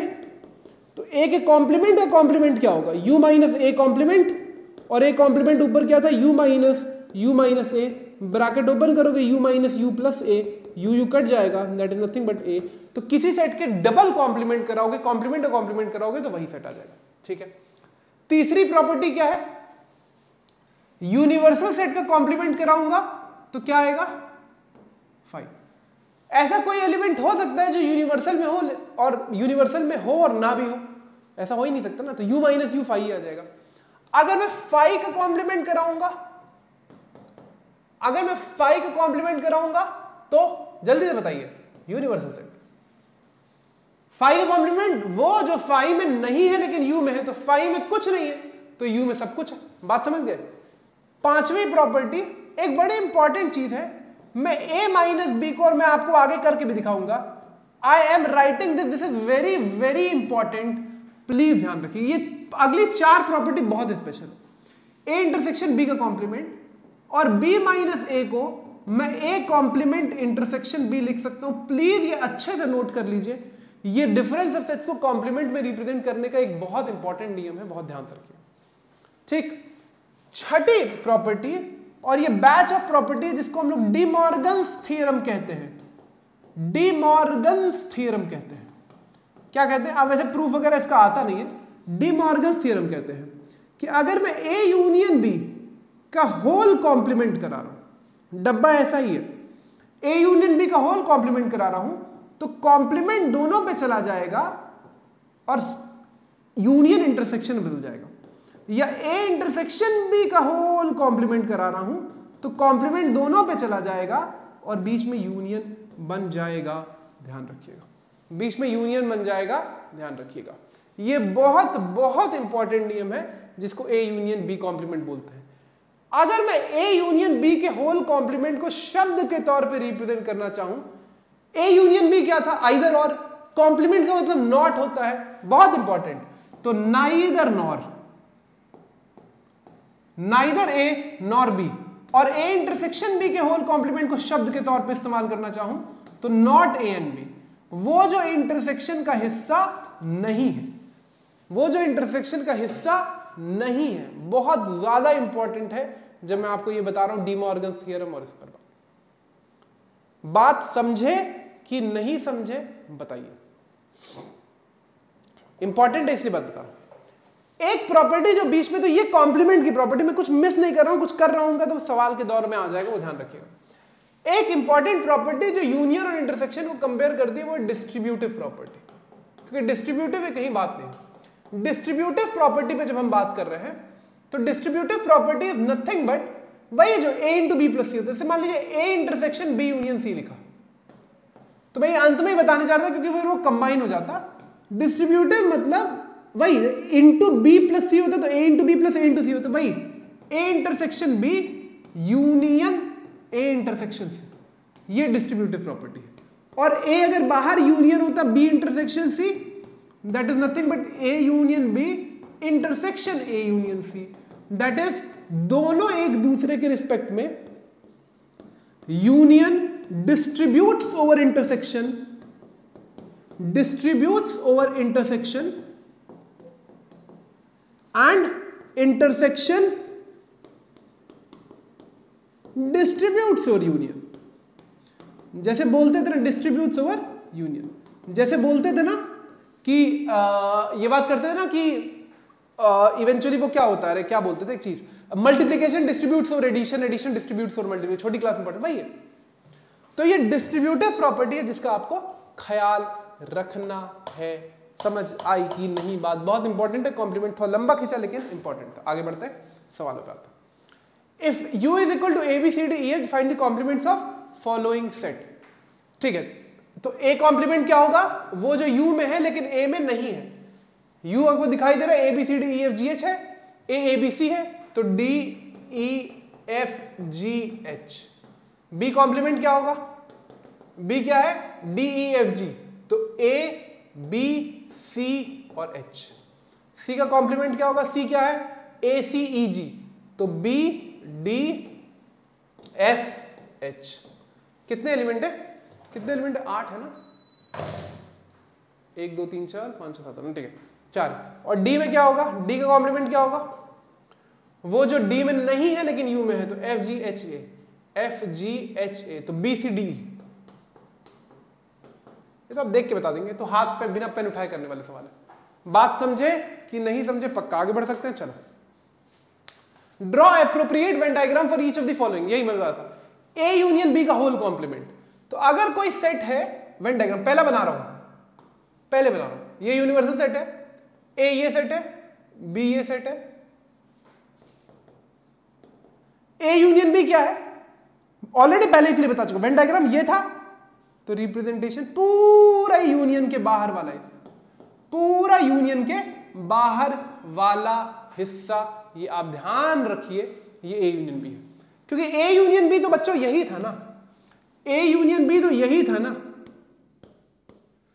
तो वो जो रेक्टेंगल का हिस्सा है लेकिन यूनियन का हिस्सा नहीं है, तो A union B is nothing but outer वाला, जो येलो से मैंने मार्क किया है, जो मैंने येलो से मार्क किया है वो ए यूनियन बी का होल कॉम्प्लीमेंट है। ठीक, अगला A complement intersection B complement, बहुत बढ़िया, ये मैं अच्छे से बनाऊंगा, बड़ा बनाऊंगा, फिर यहां से डी मॉर्गन थ्योरम वेरीफाई भी हो जाएगा। ये ए है, ये बी है, हम कई कलर इस्तेमाल करेंगे, क्या इस्तेमाल किया जाए, रेड, ग्रीन कर चलेगा नहीं, ग्रीन तो इसमें चलेगा नहीं, पहले रेड इस्तेमाल करते हैं।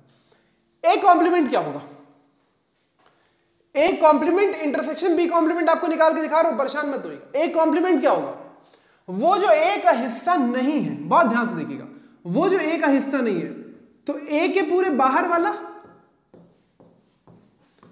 ए के पूरे बाहर वाला जो ए का हिस्सा नहीं है, जो ए का हिस्सा नहीं है,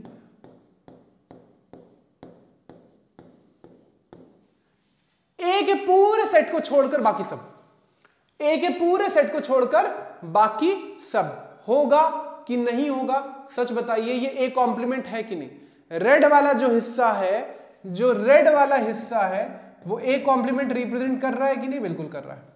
अब कौन सा कलर उठाया जाए, ब्लू चलेगा इस पे, बिल्कुल ठीक। बी का कॉम्प्लीमेंट क्या होगा, जो वो जो बी का हिस्सा नहीं, तो पूरा बी के बाहर वाला, पूरा बी के बाहर वाला, और ये जो बी के बाहर वाला मतलब बी के सर्कल को छोड़कर बाकी, बी के सर्कल को छोड़कर बाकी सब, बी के सर्कल को छोड़कर बाकी सब,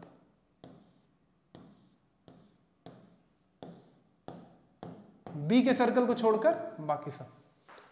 अब आप मुझे बताइए इंटरसेक्शन, तो ब्लू वाला जो हिस्सा है वो क्या हुआ, बी कॉम्प्लीमेंट, पक्का चले। अब आप मुझे बताइए कि इंटरसेक्शन का मतलब क्या, वो जो दो कॉमन हो, इंटरसेक्शन का मतलब दोनों कॉमन ना, तो इवेंचुअली डायग्रामेटिक तौर पे क्या, वो हिस्सा जहां रेड और ब्लू आपस में काट रहे हैं, तो A complement intersection B complement is what, the region where red and blue intersect, red and blue intersect as colours की मैं बात कर रहा हूं, क्योंकि वेन डायग्राम, तो वो कौन सा हिस्सा है, रेड और ब्लू कहां एक दूसरे को काट रहे हैं, सिर्फ ये बाहर वाले दोनों सर्कल के बाहर वाले हिस्से को काट रहे हैं कि नहीं काट रहे, बिल्कुल। अब आप मुझे बताओ, क्या ये वाला वेन डायग्राम और ये वाले वेन डायग्राम का रिजल्ट सेम है कि नहीं है, तो आप क्या यहां से बोल सकते हो कि नहीं, ए यूनियन बी का whole complement A complement intersection B complement के बराबर है कि नहीं है। डी मॉर्गन्स थ्योरम वेरीफाई हो गया या नहीं हो गया, सच बताइए, हो गया या नहीं हो गया, सच बताइए क्विकली, जल्दी से, हुआ कि नहीं हुआ, सच बताइए। मेरे ख्याल से हो गया। अब जो अगला वाला प्रूफ है वो मैं आपके लिए होमवर्क के तौर पे छोड़ रहा हूं, वो आप करिएगा, मैंने इसको आपको बहुत अच्छे से करके दिखा दिया, तो आप समझ गए होंगे। ठीक, उसके नीचे एक और सवाल है, let U be the set of all the triangles in a plane if A is the set of all the triangles with at least one angle from 60 degree. सवाल में अगले ले जाता हूं, या मैंने छोड़ा तो नहीं है कुछ जगह। ठीक, ये कह रहा है, ये कह रहा है कि U जो है वो set of all triangles in a plane है, all triangles in a plane, ठीक है जी। और A क्या है, अरे A क्या है, set of all triangles with at least one angle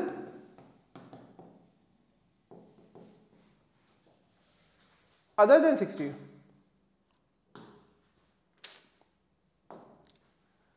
at least one angle different from 60 ना, at least one angle different from 60। अब बहुत ध्यान से देखिएगा, थोड़ा कॉम्प्लिकेटेड वैसे नहीं है, डिफरेंट फ्रॉम 60 डिग्री। ठीक, एक कॉम्प्लीमेंट आपसे निकालने को बोला। At least one angle different from 60 का मतलब क्या है? At least one angle different from 60 का मतलब क्या? या एक एंगल 60 से अलग हो, या दोनों एंगल 60 से अलग हो, या तीन एंगल 60 से अलग हो। तो एक कॉम्प्लीमेंट क्या होगा? एक कॉम्प्लीमेंट शब्दों में क्या होगा? Set of all triangles in which no angle is different from 60। सिर्फ मैंने नो लगाया और कुछ नहीं किया, डिफरेंट फ्रॉम 60। इसका मतलब क्या हुआ? Set of all triangles whose all angles are 60 degree. यही तो मतलब हुआ, whose all angles are 60 degree, which is what? Nothing but set of equilateral triangles। set of equilateral triangles होगा कि नहीं होगा? सच बताइए, होगा कि नहीं होगा? सच बताइए। मैंने सिर्फ शब्दों के साथ खेला है, मैंने सिर्फ नॉट लगाया है और मैंने कुछ भी नहीं किया। सिर्फ नॉट लगाया और मैंने कुछ भी नहीं किया है। तो वो ट्रायंगल जिसमें कोई भी एंगल 60 के अलावा ना हो, no angle is different from 60, is nothing but set of all the equilateral triangles. बात क्लियर है कि नहीं है? सच बताइए। ठीक, the set A union B union C intersection A intersection B complement intersection C complement intersection C complement is equal to what? अब ये सवाल देखिए, थोड़ा अलग तरीके का सवाल है, एग्जाम्पलर का सवाल है जितना मुझे अंदाजा है, लेकिन हम लोग देख लेते हैं। A union B union C A intersection B complement intersection C complement। ठीक, आ जाइए, लिखना शुरू करते हैं फिर बात करेंगे। तो ये दिया हुआ है, पहले सवाल लिख लेते हैं। A union B union C intersection A intersection B complement intersection C complement. तीन का है, आराम से काम करेंगे। ठीक, सोचिए, बताइए क्या हो सकता है? सोचिए और बताइए क्या हो सकता है। पहले तो ये जो B कॉम्प्लीमेंट और इंटरसेक्शन C कॉम्प्लीमेंट लिखा है, इसको थोड़ा डील करना पड़ेगा। क्या मैं इसको डी मॉर्गन्स नियम से ये लिख सकता हूं कि नहीं लिख सकता हूं? आराम से मुझे सोच के बताइए। Intersection A intersection B union C का होल कॉम्प्लीमेंट लिख सकता हूं कि नहीं लिख सकता हूं? आराम से सोचिए और मुझे बताइए। आराम से मुझे सोचिए और बताइए, क्या मैं लिख सकता हूं कि नहीं? भाई B complement intersection C complement is nothing but B union C का whole complement by De Morgan's theorem. होगा कि नहीं होगा? मुझे सच बताइए। होगा कि नहीं होगा? मुझे सच बताइए। होगा पक्का। अब कुछ कॉमन ले सकते हैं, बोलिए, कुछ कॉमन ले सकते हैं? जल्दी बताइए। अगर नहीं समझ आएगा तो फिर वेन डायग्राम से करेंगे। कुछ कॉमन लिया जा सकता है, A union B union C intersection A intersection B intersection C। क्या मैं अगर इसको ओपन कर दूं और मुझे आप बताइए कि दो काम इसमें कर सकते हैं हम लोग, B यूनियन C यूनियन और B का इंटरसेक्शन कॉम्प्लीमेंट तो फाई ही होगा, तो ठीक है। इंटरसेक्शन है, ये सवाल कई बार गलत भी हो जाते हैं, थोड़ा ध्यान रखना पड़ेगा। अगर मैं इसको कुछ ऐसा खोल दूं, इस पूरी चीज का इंटरसेक्शन इसके साथ A union B union C का इंटरसेक्शन A के साथ, आराम से देखिएगा, का इंटरसेक्शन A के साथ दिस, इसका इंटरसेक्शन, फिर दिस इंटरसेक्शन, ये एक डब्बा हो गया। Intersection A union B union C intersection B union C का होल कॉम्प्लीमेंट। होगा कि नहीं कर सकता हूं? आराम सोच के बताइए। इंटरसेक्शन C कॉम्प्लीमेंट कर सकता हूं कि नहीं कर सकता? मैंने कुछ नहीं किया, इस पूरी चीज का इंटरसेक्शन इससे, इस पूरी चीज का इंटरसेक्शन इससे, ये किया, बिल्कुल ठीक है सर, कोई दिक्कत बिल्कुल नहीं, पक्का पक्का। आ जाओ। अब A union B union C का इंटरसेक्शन A के साथ क्या आएगा? कोई मुझे बताएगा तो बताइए जल्दी। A union B union A का इंटरसेक्शन क्या आएगा?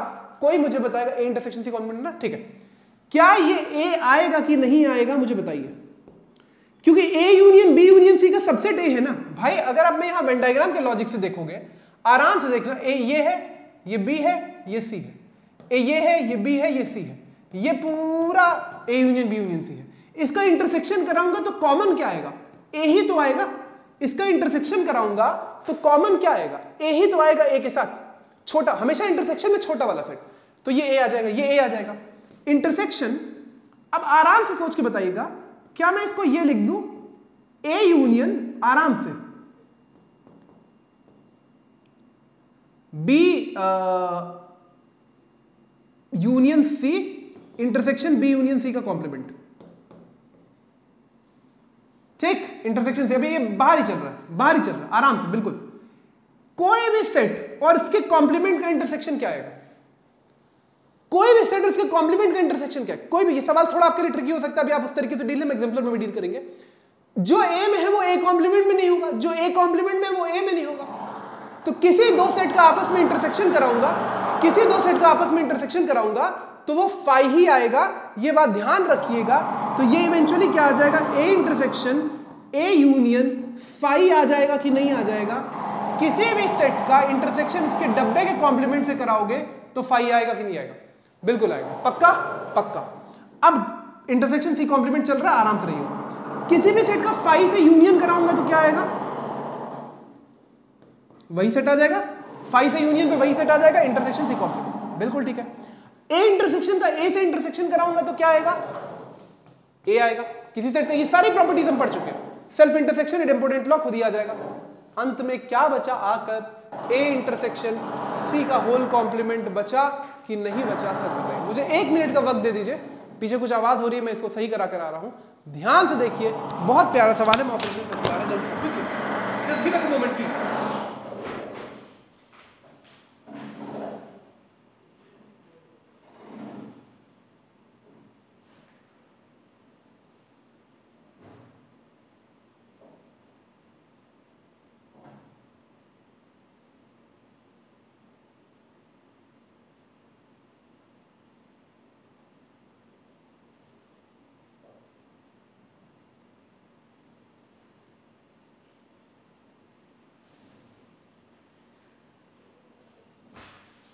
सॉरी गाइस, वो पीछे कुछ नॉइज आ रही थी, मैंने इसको बंद कराया, माफी चाहता हूं, ठीक है।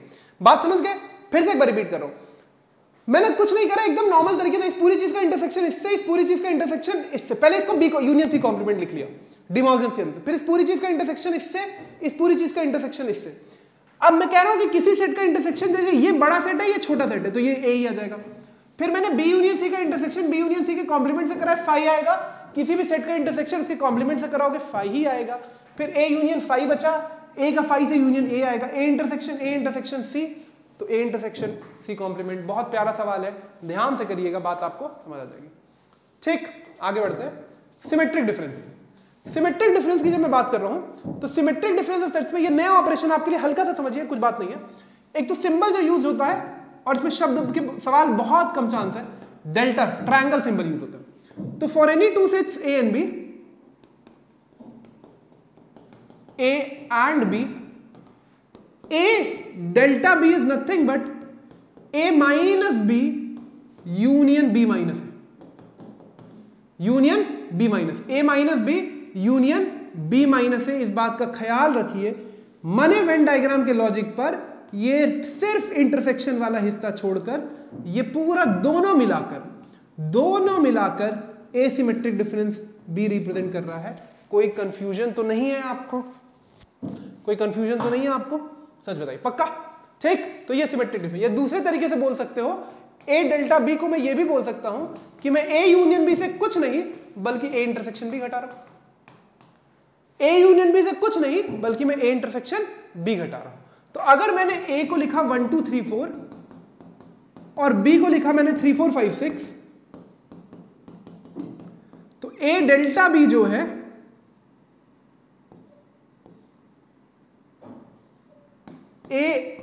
ए डेल्टा या सिमेट्रिक डिफरेंस बी जो है सिर्फ इंटरसेक्शन वाला हिस्सा 1 2 और 5 6, तो दोनों में से जो इंटरसेक्शन वाला हिस्सा था वो घटा दिया, आपका सिमेट्रिक डिफरेंस आ गया।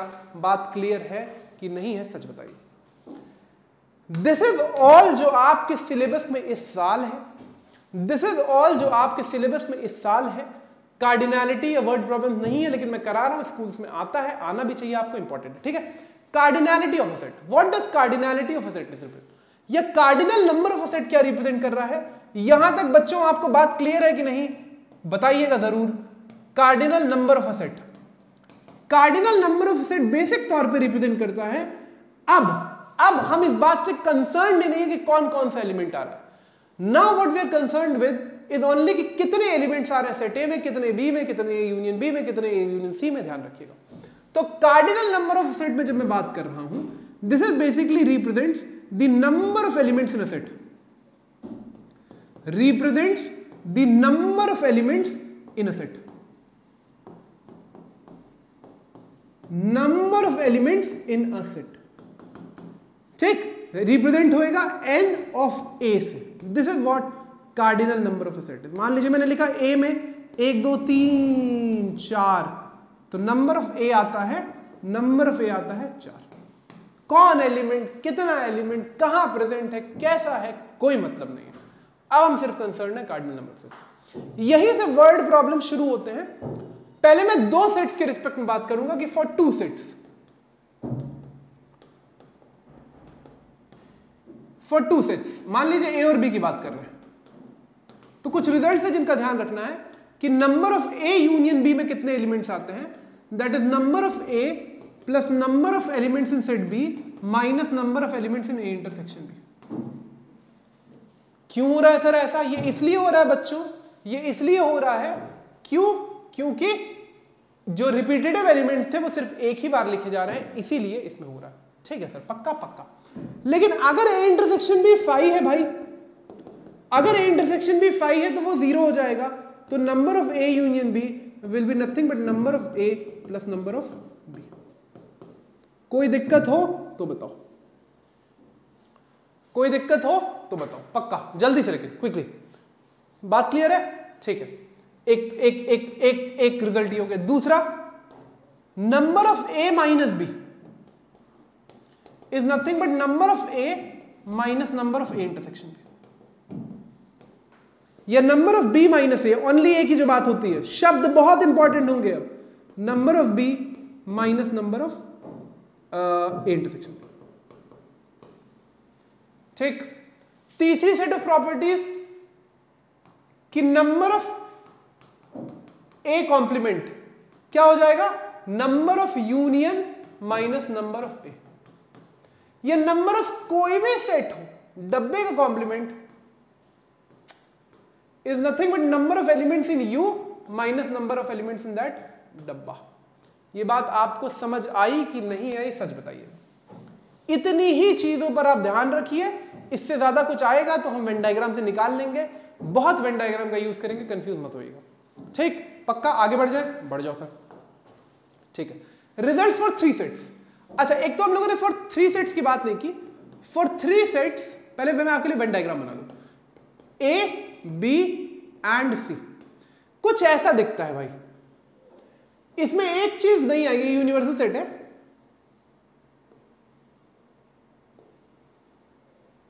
ये ए है, ये बी है, ये सी है। ये जो आप बीच वाला, बाकी तो सब आप समझ गए, ये जो बीच वाला आप हिस्सा देख रहे हो, ये एक ऐसा सेट है जिसमें ये this is representing this element that are common to both all the 3 sets A intersection. तो तीनों जहां काट रहे हैं एक दूसरे को, जहां तीनों एक दूसरे को काट रहे हैं वो, तो इस पे ज्यादा तो याद करने की जरूरत नहीं। पहली जो प्रॉपर्टी है वो A union B union C की, मैं बताता हूं आपको कैसे आई है। तो पहले तो number of A plus number of B plus number of C minus number of A intersection B minus number of B intersection C minus number of C intersection A plus number of A intersection B intersection C. मैं बताता हूं क्यों। एकदम logic वही लगा कि repetitive element दोबारा नहीं लिखने, रिपीटेटिव एलिमेंट्स दोबारा नहीं लिखने। ठीक, तो हमने इसमें से इंटरसेक्शन वाला घटाया, इसमें से फिर ये इंटरसेक्शन वाला इसमें से, लेकिन जब मैंने ये इंटरसेक्शन घटाया, ये इंटरसेक्शन घटाया और ये वाला इंटरसेक्शन घटाया, तो ये जो बीच वाला हिस्सा है वो एक बार ज्यादा घट गया, वो एक बार ज्यादा सब्ट्रैक्ट हो गया, इसीलिए उसको फाइनली में एक बार एंड, क्योंकि देखो भाई ये इसका भी हिस्सा है, ये इसका भी हिस्सा है, ये इसका भी हिस्सा है, इसीलिए एक बार ज्यादा घट गया। ये ध्यान रखना बहुत ज्यादा इंपॉर्टेंट। ठीक, दूसरी जो आपको प्रॉपर्टी 3 है, अब नंबर ऑफ ओनली ए का मतलब ये, ओनली ए का मतलब सिर्फ ये। अब बहुत ध्यान से देखना, जब तुम ओनली ए निकाल रहे हो तो मतलब तुम पूरे ए वाले में से ए इंटरसेक्शन बी घटाओगे, ए इंटरसेक्शन सी घटाओगे, लेकिन जब तुम ये घटा रहे हो और ये घटा रहे हो तो ये एक बार ज्यादा घट जा रहा है, तो इसको फिर ऐड कर दोगे।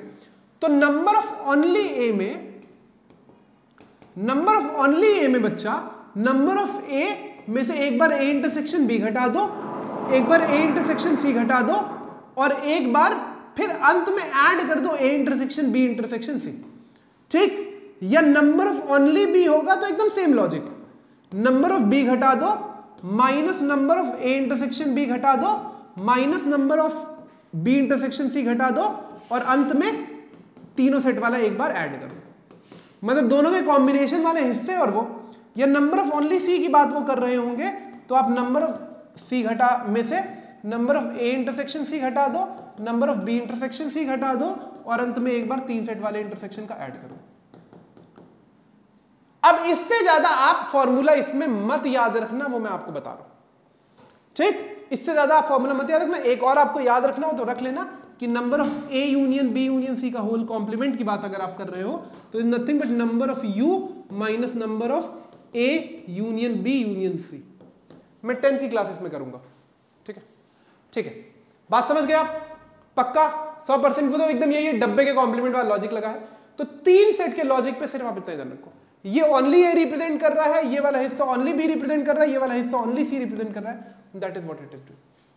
इज कार्डिनल नंबर क्या होता है, और ये कार्डिनल नंबर क्या होता है कि किसी सेट के एलिमेंट्स को रिप्रेजेंट कर रहे हैं। 2 सेट के एलिमेंट्स में क्या बात होती है, 3, यही 3-4 रिजल्ट ध्यान रखना। 3 सेट का रिप्रेजेंटेशन वेन डायग्राम पे कैसे होता है वो, और फिर ये 4-5 रिजल्ट आपको ध्यान रखने हैं। हम आगे बढ़ सकते हैं वर्ड प्रॉब्लम्स पे। शब्दों का ख्याल रखना। We are coming towards the end of this video. In a group of 80 people, 37 like cold drinks, 52 like hot drinks, and each of the person like at least 1। बहुत इंपॉर्टेंट है ये बात जो लिखी है।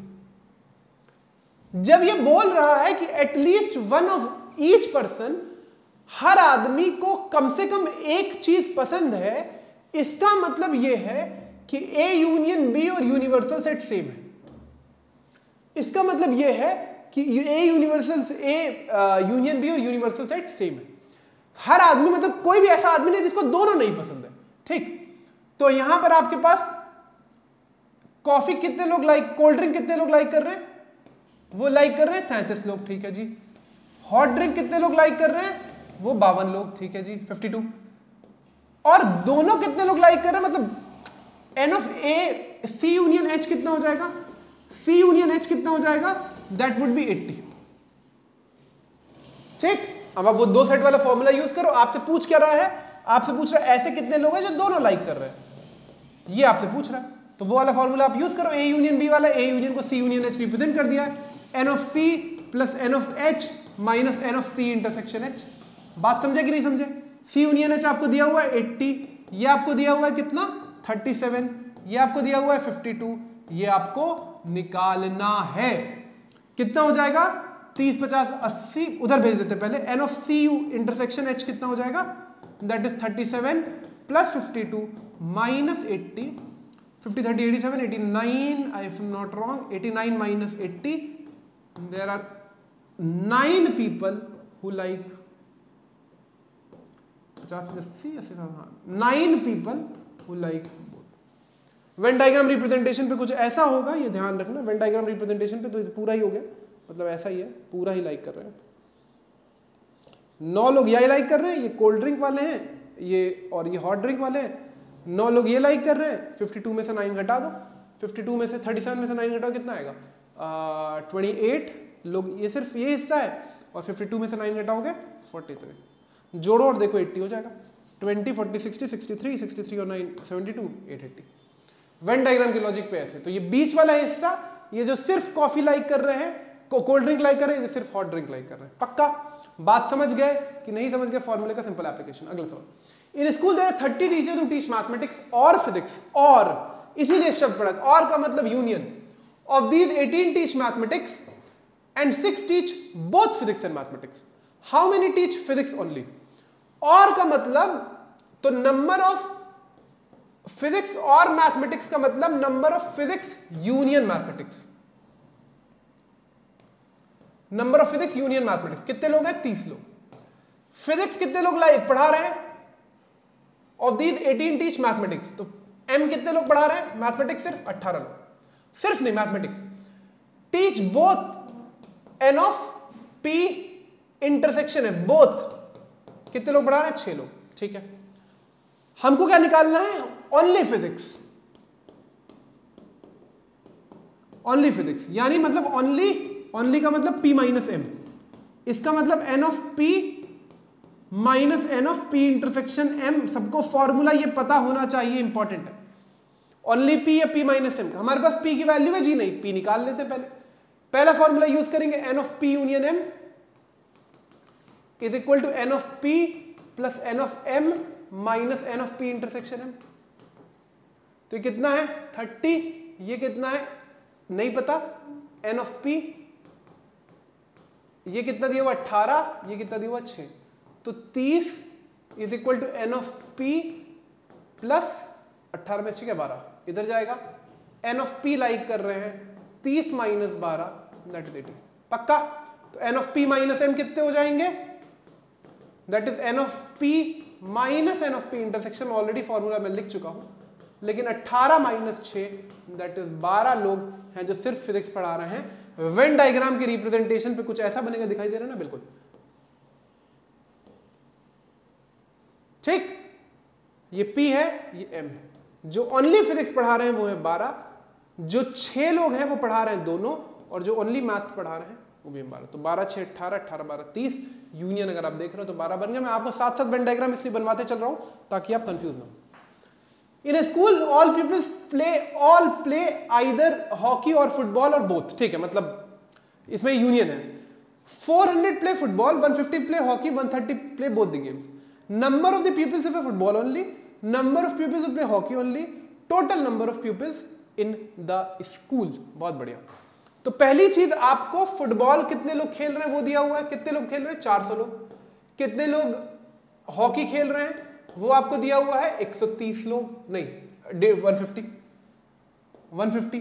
कितने लोग दोनों खेल रहे हैं? F इंटरसेक्शन H कितने लोग दोनों खेल रहे हैं? That is 130।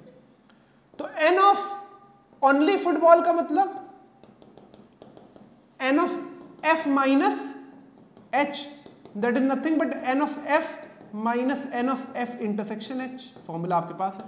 n of F कितना है? 400। n of f intersection h कितना है? 130। कितना हो जाएगा? 300 270। ठीक है, पहला part. Who play hockey only, n of hockey only is nothing but n of h minus f that is n of h minus n of f intersection h that is nothing but 150 minus 130 that is nothing but 20। कोई दिक्कत? बिल्कुल नहीं। All peoples in the school, एक बात बोली है, in all the schools all जितने बच्चे हैं वो या तो फुटबॉल खेल रहे हैं या तो क्रिकेट खेल रहे हैं। तो मतलब n ऑफ क्या हो जाता है? n of f union h आपको निकालना है। That is nothing but n of f plus n of h minus n of f intersection h। अगर आपको हल्की सी कंफ्यूजन हो तो बताइए। तो 400 plus 150 minus 130 that is 400 plus 20 that is nothing but 420 बच्चे हैं स्कूल में। हल्की सी भी कंफ्यूजन हो तो बताइए। मैंने आपको सब फॉर्मूले के प्लेन पे कराया है। कुछ ऐसा दिखेगा वेन डायग्राम के लॉजिक पर। फुटबॉल खेलने वाले कितने लोग हैं? 270 लोग। दोनों खेल, ये फुटबॉल है ये हॉकी है। दोनों खेलने वाले कितने लोग हैं? 130। और ये सिर्फ खेलने वाले कितने लोग हैं? 20। टोटल कितने हो जाएंगे वो आप जोड़ लो, 420। This is what the Venn diagram representation shows. Can we move ahead? बिल्कुल sir. In a class of 60 students, 25 play cricket, 20 students play tennis and 10 play both. Find the number of plays neither. Neither इसमें मतलब कुछ बच्चे ऐसे हैं जो नहीं खेल रहे हैं कुछ भी, मतलब यूनियन और यूनिवर्सल बराबर नहीं है। बहुत अच्छा सवाल है। तो अब मुझे पता है ये जो 60 दिया हुआ है ना ये यूनिवर्सल सेट है, that is 60। N of hockey कितने खेल रहे हैं? क्रिकेट कितने खेल रहे हैं? 25। टेनिस कितने खेल रहे हैं? 20। दोनों कितने खेल रहे हैं? C intersection T that is nothing but 10।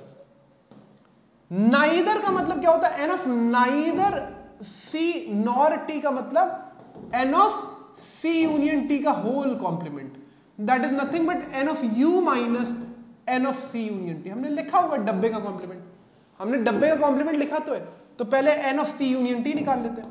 N of C union T कितना आएगा? N of C plus N of T minus N of C intersection T. बिल्कुल ठीक है। कितना हो जाएगा? एन ऑफ सी कितना है? 25। एन ऑफ टी कितना है? 20। N of C intersection T कितना है? 10। 25 प्लस 20 45 माइनस 10 35 आ रहा है एन ऑफ यू। अगर गड़बड़ी कर रहा हूं तो बताइए, मेरे ख्याल से नहीं। तो n of C union T complement कितना हो जाएगा? यूनिवर्सल में से घटाओगे तो 60 माइनस 35, फॉर्मूला मैंने ऊपर ऑलरेडी लिखा हुआ है, ठीक है। कितना होगा 60 माइनस 35? 25 ना? 5, हाँ 25। There are 25 students who are playing neither। Venn diagram के लॉजिक पे कुछ ऐसा निकल कर आएगा। ये C वाले हैं, ये T वाले हैं, C T। दोनों कितने खेल रहे हैं? 10 लोग। ये कितने खेल रहे थे? 25। तो ये वाला हिस्सा होगा 15, ये वाला हिस्सा कितना होगा? 20 लोग खेल रहे थे 10, 25 लोग बाहर होंगे, ठीक। 25 लोग बाहर होंगे जो कुछ भी नहीं खेल रहे। ये यूनिवर्सल सेट है, ये यूनिवर्सल सेट है। वेन डायग्राम रिप्रेजेंटेशन कुछ ऐसा हो जाएगा। बताइए कुछ भी समस्या हो तो आगे बढ़ते हैं। चलिए, in survey of 80 people it was found that 35 like newspaper. ये 3 सेट वाला है। 20 रीड न्यूज़पेपर टी, ठीक है। 15 read newspaper I, 5 read both HNT, HNI, TNI, all. Find the number of people who did at least one. ये बहुत simple, एकदम straight forward. At least one का मतलब फिर वही A union B union C, ठीक। तो हमको बोला है कि 80 लोग हैं टोटल। ये कहीं बोला नहीं कि सारे लोग लाइक कर रहे हैं। न्यूज़पेपर H कितने लोग पढ़ रहे हैं? 35 लोग, ठीक है जी। न्यूज़पेपर ऑफ T कितने पढ़ रहे हैं? 20 लोग, ठीक है। न्यूज़पेपर I कितने पढ़ रहे हैं? 15 लोग, ठीक है। न्यूज़पेपर H और I कितने लोग पढ़ रहे हैं? H इंटरसेक्शन I कितने लोग पढ़ रहे हैं? That is 5। Newspaper of H intersection T कितने लोग पढ़ रहे हैं? That is nothing but 10। Newspaper of T intersection I कितने लोग पढ़ रहे हैं? That is nothing but 7। Newspaper जो तीनों पढ़ रहे हैं, T intersection H intersection I या H intersection T intersection I, 4। आपको निकालना क्या है? एटलीस्ट वन का मतलब H union T union I। I am rewriting the formula H plus N of T plus N of I minus N of H intersection T minus H of H intersection I minus H of N of T intersection I plus N of H intersection T intersection I। कुछ नहीं करनी है आपको, सारी values put down करनी है, आपके पास सब कुछ है।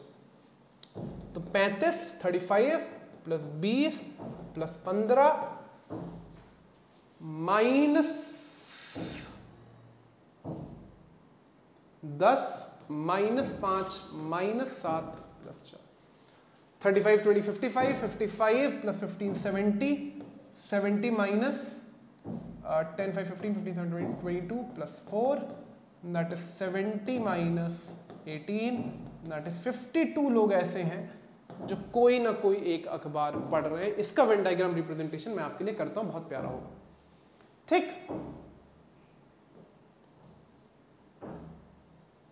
ठीक, आ जाओ। ये H है, ये T है, ये I है। मैं एक डायग्राम, एक चीज बना रहा हूं, ध्यान रखना। 35 बाहर लिख रहा हूं, ये पूरे H की वैल्यू है, ठीक है।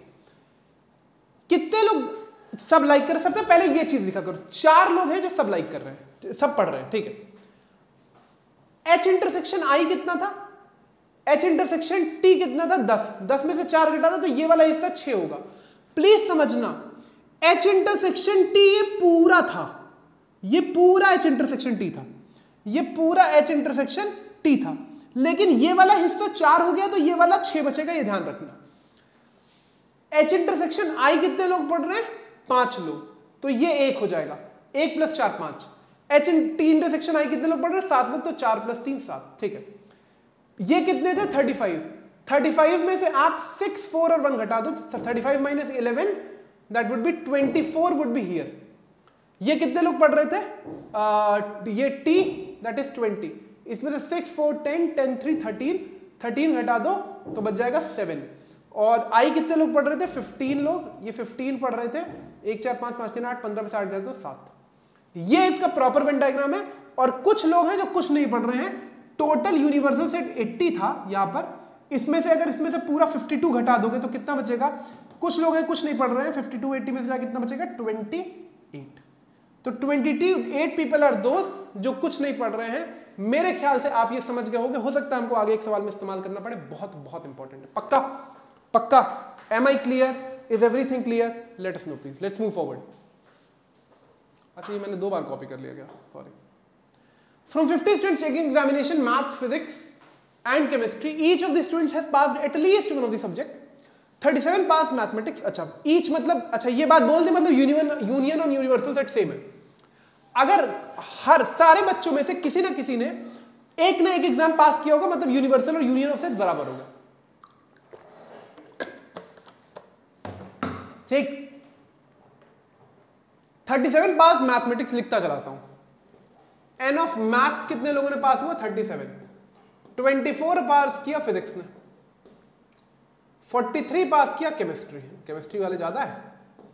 अच्छा जी, एट मोस्ट, बहुत इंपॉर्टेंट है, ये ध्यान रखेंगे हम लोग, ये बात करते हैं। एट मोस्ट 19 पास, ज्यादा से ज्यादा at most 19 pass mathematics and physics. Mathematics and physics, तो physics intersection mathematics at most का मतलब ज्यादा से ज्यादा, less than equal to 19। Confuse मत होइएगा, ठीक है। At most 29 pass mathematics and chemistry. M intersection C, and at most 20 physics and chemistry. ठीक है जी। What is the largest possible number that could have passed all the 3 examination? बहुत simple है, बहुत सिंपल, कुछ मत सोचिएगा, कुछ भी मत सोचिएगा, सिंपल फॉर्मूला लगाइए। n ऑफ, टोटल कितने बच्चे थे? 50। तो n ऑफ p यूनियन या m union c union p दिया हुआ है आपको 50, ठीक है। फॉर्मूला लगाते हैं, n of m union c, n of m plus n of p plus n of c minus n of m intersection c minus n of m intersection p minus m of p intersection c plus n of m intersection p intersection c। इसी फॉर्मूले में रखो, ये जो value निकलेगी वो अपने आप लार्जेस्ट पॉसिबल वैल्यू, क्योंकि ये एटमोस्ट दिया हुआ है, उठाओ और डालो। 50 is equal to 37 plus 24 plus 43 minus 19 minus 29 minus 20 plus n of p intersection c intersection. Please ध्यान रखना, कुछ भी मत कंफ्यूज होना, इस फॉर्मूले में सिंपल रखोगे अपने आप बात निकल कर आ जाएगी, मैं बता रहा हूं। 50 is equal to add up करना चालू करते हैं, 30 20 50 50 40 90 90 और 7, तो 37 50 54 50 50 90 93 97 97 104 माइनस 20 और 39 48 48 20 और 48 कितना होगा?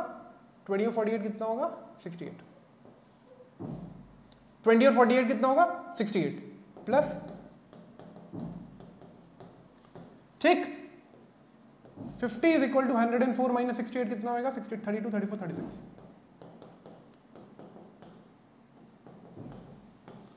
इधर ले आओ 14। मैं आपको बता रहा हूं लॉजिक, मैं आपको बता रहा हूं।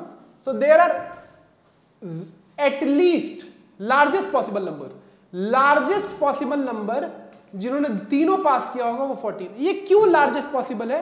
क्योंकि ये बच्चों ऑलरेडी इनइक्वालिटी में दिया हुआ है, ये ऑलरेडी बोले एग्जैक्ट वैल्यू नहीं दी है, ये एग्जैक्ट वैल्यू नहीं दी, आपको एटमोस्ट बोला है, तो ये भी एटमोस्ट में ही निकलेगा, ज्यादा से ज्यादा ये भी एटमोस्ट में ही निकलेगा। तो मैं आपके लिख दे रहा हूं, मतलब n of p intersection c intersection m is less than equal to, ज्यादा से ज्यादा जो पास किए होंगे 14, लार्जेस्ट पॉसिबल वैल्यू 14 है, ध्यान रखना। सिर्फ आपको यही करना है, इसमें हल्का सा भी एटमोस्ट और एटलीस्ट से कंफ्यूज मत हो, स्ट्रेट फॉरवर्ड सवाल। पक्का बात समझ गए? पक्का? चलो। In a survey of 200 students in a school, it was found that 120 study mathematics, 90 physics, 70 all the 3 subjects and 20 none of the subjects.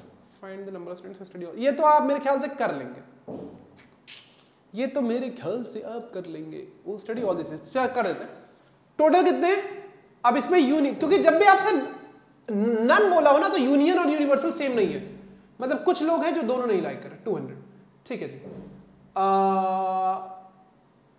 अच्छा, कुछ भी नहीं लाइक कर रहे हैं मतलब मैथ, फिजिक्स और chemistry, M union P union C का कॉम्प्लीमेंट नहीं लाइक कर रहे हैं वो 20, नन ऑफ दीज सब्जेक्ट्स, पक्का।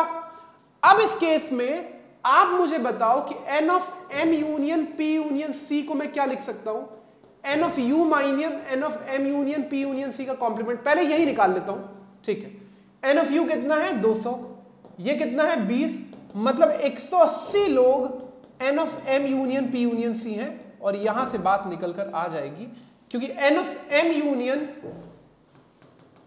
P union C is nothing but n of m plus n of p plus n of c minus n of m intersection p minus n of m intersection c minus n of p intersection c plus n of m intersection p intersection c। ध्यान रखिए, पक्का पक्का। ये कितना दिया हुआ है 180, ये कितना दिया हुआ है, कितने लोग मैथ्स पढ़ रहे हैं 120, कितने लोग फिजिक्स पढ़ रहे हैं 90, कितने लोग केमिस्ट्री पढ़ रहे हैं 70, कितने लोग मैथ्स और फिजिक्स पढ़ रहे हैं 40, कितने लोग फिजिक्स और केमिस्ट्री पढ़ रहे हैं 30, कितने लोग केमिस्ट्री और मैथमेटिक्स फिजिक्स, और हमको यही तो निकालना है जो कितने लोग तीनों पढ़ रहे हैं।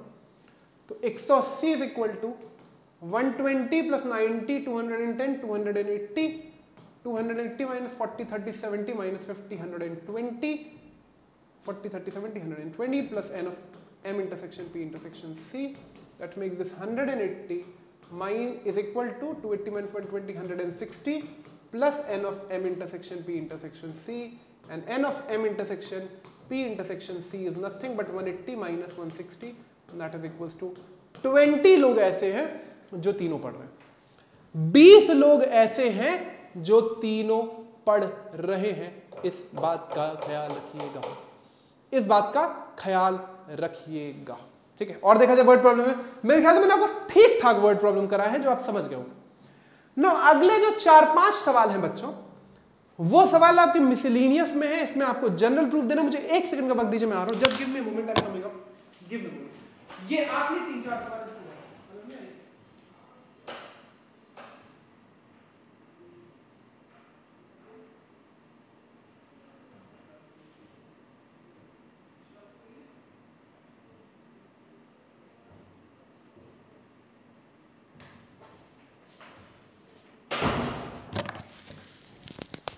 ठीक, so the next thing is, ये वो सवाल है, मैं यहां पर एक चीज लिख दूं और आपके लिए मैं फिर बात कर रहा हूं। Proving questions by generalised logic. और मैं यहीं पे आपको एक चीज बता रहा हूं कि जैसे मान लीजिए मुझे किसी भी चीज को प्रूव करना है कि टू प्रूव 2 सेट बराबर है a is equal to B. मान लीजिए मुझे प्रूव करना है कि 2 सेट बराबर a is equal to B, तो इसका जो बेसिक नियम है वो मुझे प्रूव कर देना है कि दैट a b का सबसेट है और b a का सबसेट है। अगर कोई भी 2 सेट आपस में एक दूसरे के सबसेट हो गए तो वो दोनों सेट इवेंचुअली बराबर होंगे। ऐसा तो हो ही नहीं सकता ना कि अगर a b का सबसेट है मतलब a के सारे एलिमेंट्स b में है, b a का सबसेट है मतलब b के सारे एलिमेंट्स a में है। ये तो तभी पॉसिबल है जब दोनों सेट हूबहू सेम होंगे। इसके अलावा there can not be any other criteria that would prove that कि ये दोनों बराबर है। सो द फर्स्ट थिंग, और पहला सवाल और दूसरा सवाल सॉर्ट ऑफ यही लॉजिक है। नो, दीज प्रॉब्लम्स आर दो जिसमें आपको जनरलाइज्ड प्रूफ देना पड़ेगा। कई जगहों पे आपको सॉल्यूशंस में एग्जांपल के तौर पे प्रूफ मिल जाएंगे। एक सवाल इसमें आखिरी वाला जो एग्जांपल से प्रूव होगा, लेकिन आपको जनरलाइज्ड प्रूफ देना, वरना आपको नंबर नहीं मिलेगा। मतलब आपको कुछ एज्यूम करना है कि रिप्रेजेंटेटिव एलिमेंट का इस्तेमाल करना है, वो आप सवाल के साथ ही समझोगे। Let's move ahead. Let A B and C be 3 sets such that 2 बातें इसमें गिवन है कि A union B is equal to A union C और A intersection B is equal to A intersection C है। Show that B is equal to C। अब कोई कहेगा sir समझ तो आ रहा है, ये भी बराबर है वो भी बराबर है, तो बराबर तो हो ही जाएगा। लेकिन ऐसे काम नहीं चलेगा ना भाई, देना पड़ेगा प्रूफ। ठीक, तो प्रूफ जो है वो देना पड़ेगा। शुरू करते हैं एक जगह से। तो हमको जो चीज गिवन है वो हम पहले लिख लेते हैं। गिवन हमको 2 फैक्ट है कि A union B A union C के बराबर है। बहुत ध्यान से देखना, और मैं पहले बता दे रहा हूं कि ये याद करने वाले सवाल है, इसमें कोई बहुत ज्यादा इंसेन लॉजिक नहीं लग रहा है। तो आपको इस प्रोसेस ऑफ स्टेप्स आपको याद करने पड़ेंगे। मैंने भी इवेंचुअली याद किया, मतलब मुझे तो याद हो गया क्योंकि, लेकिन मैं आपको लॉजिक दूंगा but there is a bit of learning in this, so इससे मत परेशान होइएगा कि ये याद करने वाला ही है तो कुछ कर नहीं सकते। ये आपको है प्रूफ क्या करना है कि b बराबर c है, प्रूफ क्या करना है b बराबर। मैं एक एजम्पशन से शुरू कर रहा हूं, एक मैं एलिमेंट ले रहा हूं let x belongs to a, let an element x belongs to a, ये एक एजम्पशन और x कोई रिप्रेजेंटेटिव एलिमेंट है, कोई रिप्रेजेंटेटिव एलिमेंट है, ठीक है। अगर बच्चों x a को बिलोंग कर रहा है तो आराम से सोचिएगा, बताइएगा x a यूनियन b को बिलोंग करेगा कि नहीं करेगा। अगर x a को बिलोंग कर रहा है तो x a यूनियन b को बिलोंग करेगा कि नहीं करेगा? बिल्कुल करेगा सर, पक्का पक्का 100%। चलो बढ़िया, ठीक। अब आप मुझे एक बात बताओ कि अगर x a यूनियन b को बिलोंग कर रहा है तो x a यूनियन c को बिलोंग करेगा? जी बिल्कुल, पक्का पक्का। क्यों? क्यों? ठीक, क्यों? क्यों? क्योंकि a यूनियन b जो है वो a यूनियन c के बराबर दिया हुआ है, इस सवाल में गिवन है। तो अगर दो सेट बराबर है तो उसका एलिमेंट इसमें एलिमेंट हो, ठीक है। अब यहां से दो बातें निकल कर आती हैं कि या तो x a को बिलोंग कर रहा है या तो x c को बिलोंग कर रहा है, या तो x a को बिलोंग कर रहा है या तो x c को बिलोंग कर रहा है। बात समझ आई कि नहीं आई? सच बताइए। बात समझ आई कि नहीं आई? सच बताइए। आई, ठीक है। यहां से मैं एक केस लेके चल रहा हूं कि यहीं से let x belongs to c, let x belongs to c, मतलब a इसलिए नहीं ले रहा हूं क्योंकि a मैंने ऑलरेडी पहले में ले लिया। अगर अब मैं स्टेटमेंट्स आपको देते जा रहा हूं, ये 1 है, ये 2 है। अगर x a को भी बिलोंग कर रहा था और c को भी बिलोंग कर रहा है तो क्या आप यहां से नहीं बोल सकते कि x belongs to a intersection c? याद करना है भाई, याद करना, बता रहा हूं, ध्यान रखना। x belong to a intersection c, a में भी और c में भी, बिल्कुल। तो क्या आप नहीं बोलोगे कि x belong to a intersection b as well? Why? Because it is given that a intersection b is equal to a intersection c। बिल्कुल सर, पक्का पक्का। तो क्या आप यहां से नहीं बोलोगे कि अगर x a में भी है और b में भी है तो इसका मतलब x यहां से b को बिलोंग कर रहा है? थर्ड। अब ये देखो और ये देखो, कहां से शुरू किया था? a से। कहां पे पहुंचे कि हर एलिमेंट जो x का था, हर एलिमेंट जो x का था वो b का भी है। तो क्या ये नहीं बोल सकते from 1 and 3 a is subset of b? अभी आधा प्रूफ हुआ है भाई, ध्यान रखना। बिल्कुल सर, पक्का। इसको हम लोग इक्वेशन a मान लेते हैं या इक्वेशन p मान लेते हैं, ठीक। चलो अब दूसरा कंडीशन, लेट y एक एलिमेंट बिलोंग कर रहा हूं सेट b को। y एक एलिमेंट में बिलोंग कर रहा हूं सेट, मैंने थोड़ी सी गड़बड़ी कर दी क्या? मैंने थोड़ी सी गड़बड़ी कर दी क्या? हाँ, इसमें थोड़ी गड़बड़ी हो गई, लेकिन कोई बात नहीं, मैं फिर से करता हूं इसको। मुझे c और b को प्रूव करना था, मैंने थोड़ा सा a और c के।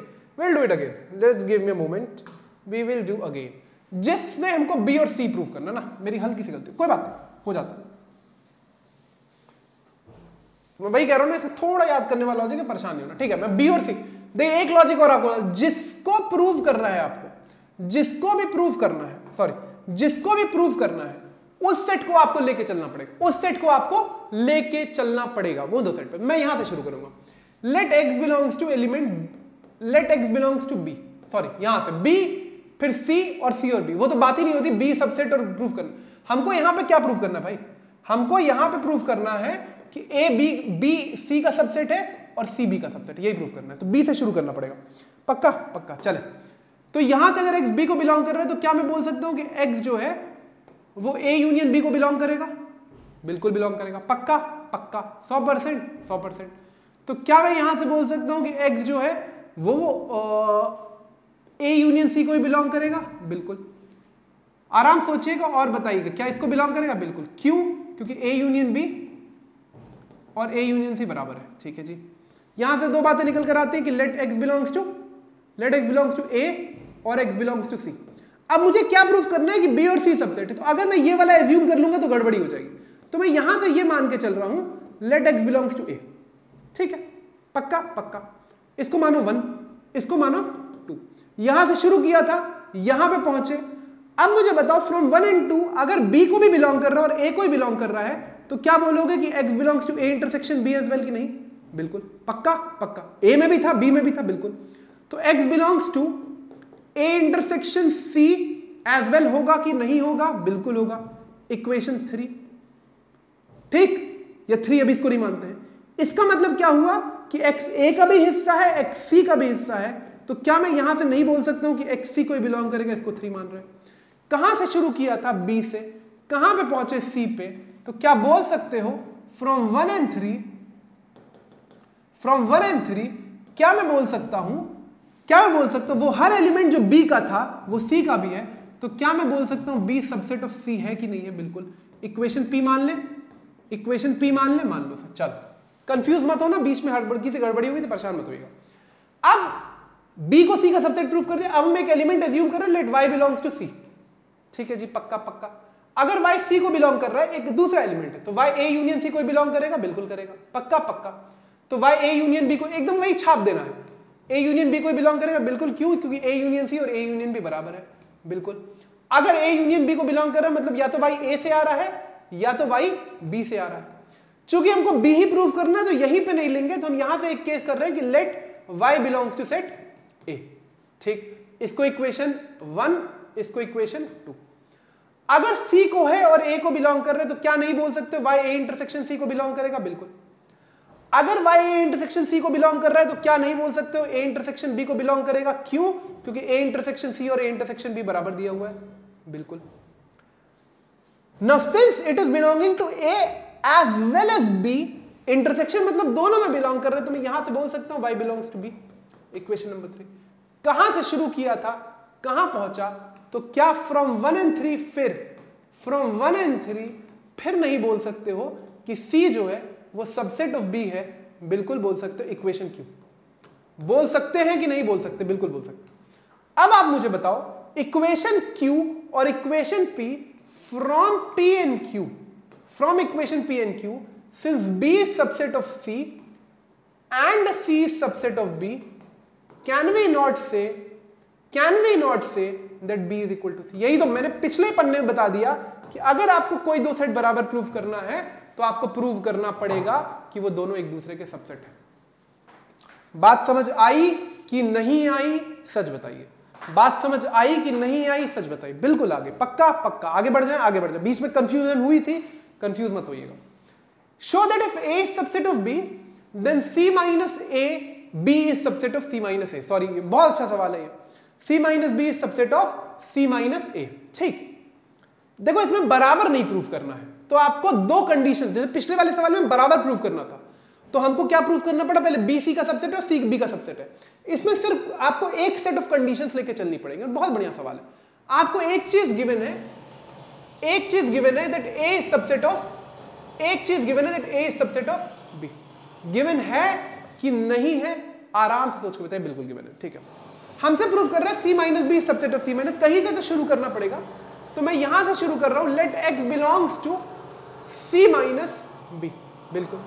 इसका मतलब क्या हुआ बच्चों? इसका मतलब यह हुआ that x belongs to C, x belongs to C, but x does not belong to B। यही तो मतलब हुआ, यही मतलब हुआ कि नहीं हुआ? मतलब x C का हिस्सा है लेकिन B का हिस्सा नहीं है। यहां से now since A is subset of B, now since A is subset of B, अगर कोई भी एलिमेंट B में होगा तो उसको A में होना पड़ेगा। मैं लिख दे रहा हूं, every element of A is in B, और अगर if any element is not in B, is not in B, then it will not be present in A, then it will not be present in A. मतलब यहां से आप कह सकते हो since A subset है बी का, तो एक्स अगर बी को नहीं बिलोंग कर रहा है तो एक्स ए को भी नहीं बिलोंग करेगा।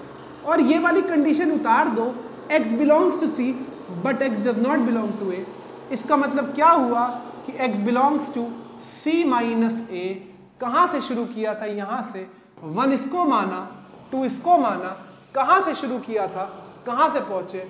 From 1 and 2 C minus B is subset of C minus A। होगा कि नहीं होगा? सच बताइए। होगा कि नहीं होगा? सच बताइए। होगा कि नहीं होगा? सच बताइए।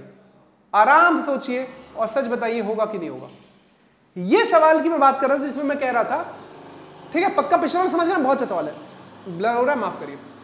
शो दैट ए इंटरसेक्शन, अरे show that A intersection B is equal to A intersection C need not imply B is equal to C. The problem is कि आपने पहला सवाल जब हम लोगों ने किया और आपने देखा, तो उस सवाल में बच्चों आप लोगों ने एक चीज देखी होगी जिसमें हम लोगों ने बात करी कि दो कंडीशन दी थी तो हम लोगों ने जनरलाइज प्रूफ कर दिया। इसमें आपको एग्जाम्पल के तौर पे ही प्रूव करना पड़ेगा, एग्जाम्पल का ही यूज करना पड़ेगा। क्यों? क्योंकि एक ही सेट ऑफ कंडीशंस दिए हैं और उस एक सेट ऑफ कंडीशंस पर आप इससे ज्यादा काम नहीं कर पाओगे, आप जनरलाइज प्रूफ नहीं दे पाओगे। आप कुछ मानोगे तो आपको दूसरी स्टेटमेंट नहीं मिलेगी। तो एग्जाम्पल लेते हैं, बहुत सिंपल तौर पे बात करेंगे। A intersection B is equal to A intersection C need not imply B is equal to C, ठीक है। अब मैं मान लीजिए एक सेट ले रहा हूं 1 2 3 4, बिल्कुल सर, पक्का पक्का, ठीक। और मैं एक सेट ले रहा हूं बी जिसमें मैं कह रहा हूं कि 3 4 5 6, बिल्कुल ठीक, आराम सोचिएगा। सी में एक सेट ले रहा हूं जिसमें मैं बोल रहा हूं 3 4 और 7 8। ए इंटरसेक्शन बी लिखो, ए इंटरसेक्शन बी लिखो, क्या आएगा? ए इंटरसेक्शन बी में क्या कॉमन है? 3 4। ए इंटरसेक्शन सी लिखो, क्या कॉमन है? 3 4। लेकिन आराम से सोच के बताओ, क्या बी और सी बराबर है? भाई ये तो बराबर हो गया ना कि ए इंटरसेक्शन बी और ए इंटरसेक्शन सी बराबर हो गया ना, बिल्कुल हो गया। देख के बताओ क्या बी और सी बराबर है? बिल्कुल नहीं है। बी और सी को बराबर होने के लिए guys every element of set B should be an element of set C. When it is not happening, it is not going to be. Equality of sets हमने पिछले पार्ट में बात करी है। कोई भी दो सेट बराबर होने के लिए उसके सारे एलिमेंट हूबहू सेम होने चाहिए, ऑर्डर इधर उधर हो जाए, लेकिन B में दो एलिमेंट 5 6 ऐसे हैं जो C में नहीं है, C में दो एलिमेंट 7 8 ऐसे हैं जो B में नहीं। तो कभी भी A इंटरसेक्शन B और A इंटरसेक्शन C बराबर हो जाए, इसका मतलब नीड नॉट इंप्लाई, इसका मतलब इट डज नॉट मीन कि वो बराबर हो। बात समझ गए? ये तीन सवाल जो मैंने आपको कराए हैं ये बहुत अच्छे से कर लेना। प्रूविंग वाले और सवाल हम लेकर आ जाएंगे, मैंने इसमें रेस्ट्रिक्टेड रखा, बहुत सवाल आता नहीं, एक आ सकता है, लेकिन मैंने तीनों क्लासिक सवाल आपको करा दिए हैं, ठीक। अगले स्लाइड पे क्या है? अगले स्लाइड पे आपके लिए है thank you very very much, बहुत बहुत शुक्रिया आप सारे लोगों का, जितने लोग भी इस वीडियो को अंत तक जिन्होंने देखा। वी होप सेट्स को मैंने आपको बहुत बेसिक से लेकर बहुत डिटेल में हर एक चीज जो आपके सिलेबस में है, जो नहीं है, जो कॉम्पिटिटिव डोमेन्स में भी काम आ सकती है, वो सारी चीजें मैंने आपको करा दी। वी होप आपको क्लैरिटी आई होगी। मैं बहुत जल्द, और मैं ये वादा कर रहा हूं, इस बार मैं झूठ नहीं बोल रहा हूं, मैं वादे से मुकरूंगा नहीं, एनसीईआरटी एग्जाम्पलर का solution I will get in a day और 2 फॉर यू गाइज। 1-2 दिनों में आपके पास इस वीडियो के आने के बाद आ जाएगी, और फिर हम रिलेशन फंक्शन, एक बहुत हैवी और इंपॉर्टेंट चैप्टर आपके लेकर आएंगे। Very very sorry for the noise that is behind in the last few minutes, unavoidable sound है, कंस्ट्रक्शन का साउंड है, माफी चाहता हूं, बियर कर लीजिएगा। लेकिन बहुत बहुत शुक्रिया। कोई नया है तो सब्सक्राइब करिए, लाइक करिए। आपके पास जल्द ही फिजिक्स, केमिस्ट्री और बायोलॉजी के कंटेंट भी आना शुरू हो जाएंगे। तब तक see you, take care. Shorts देखिए, वीडियोस देखिए, बताइए कुछ और फीडबैक्स हो। See you all in the next video, stay tuned, bye bye, take care, thank you so much for watching this video, bye bye.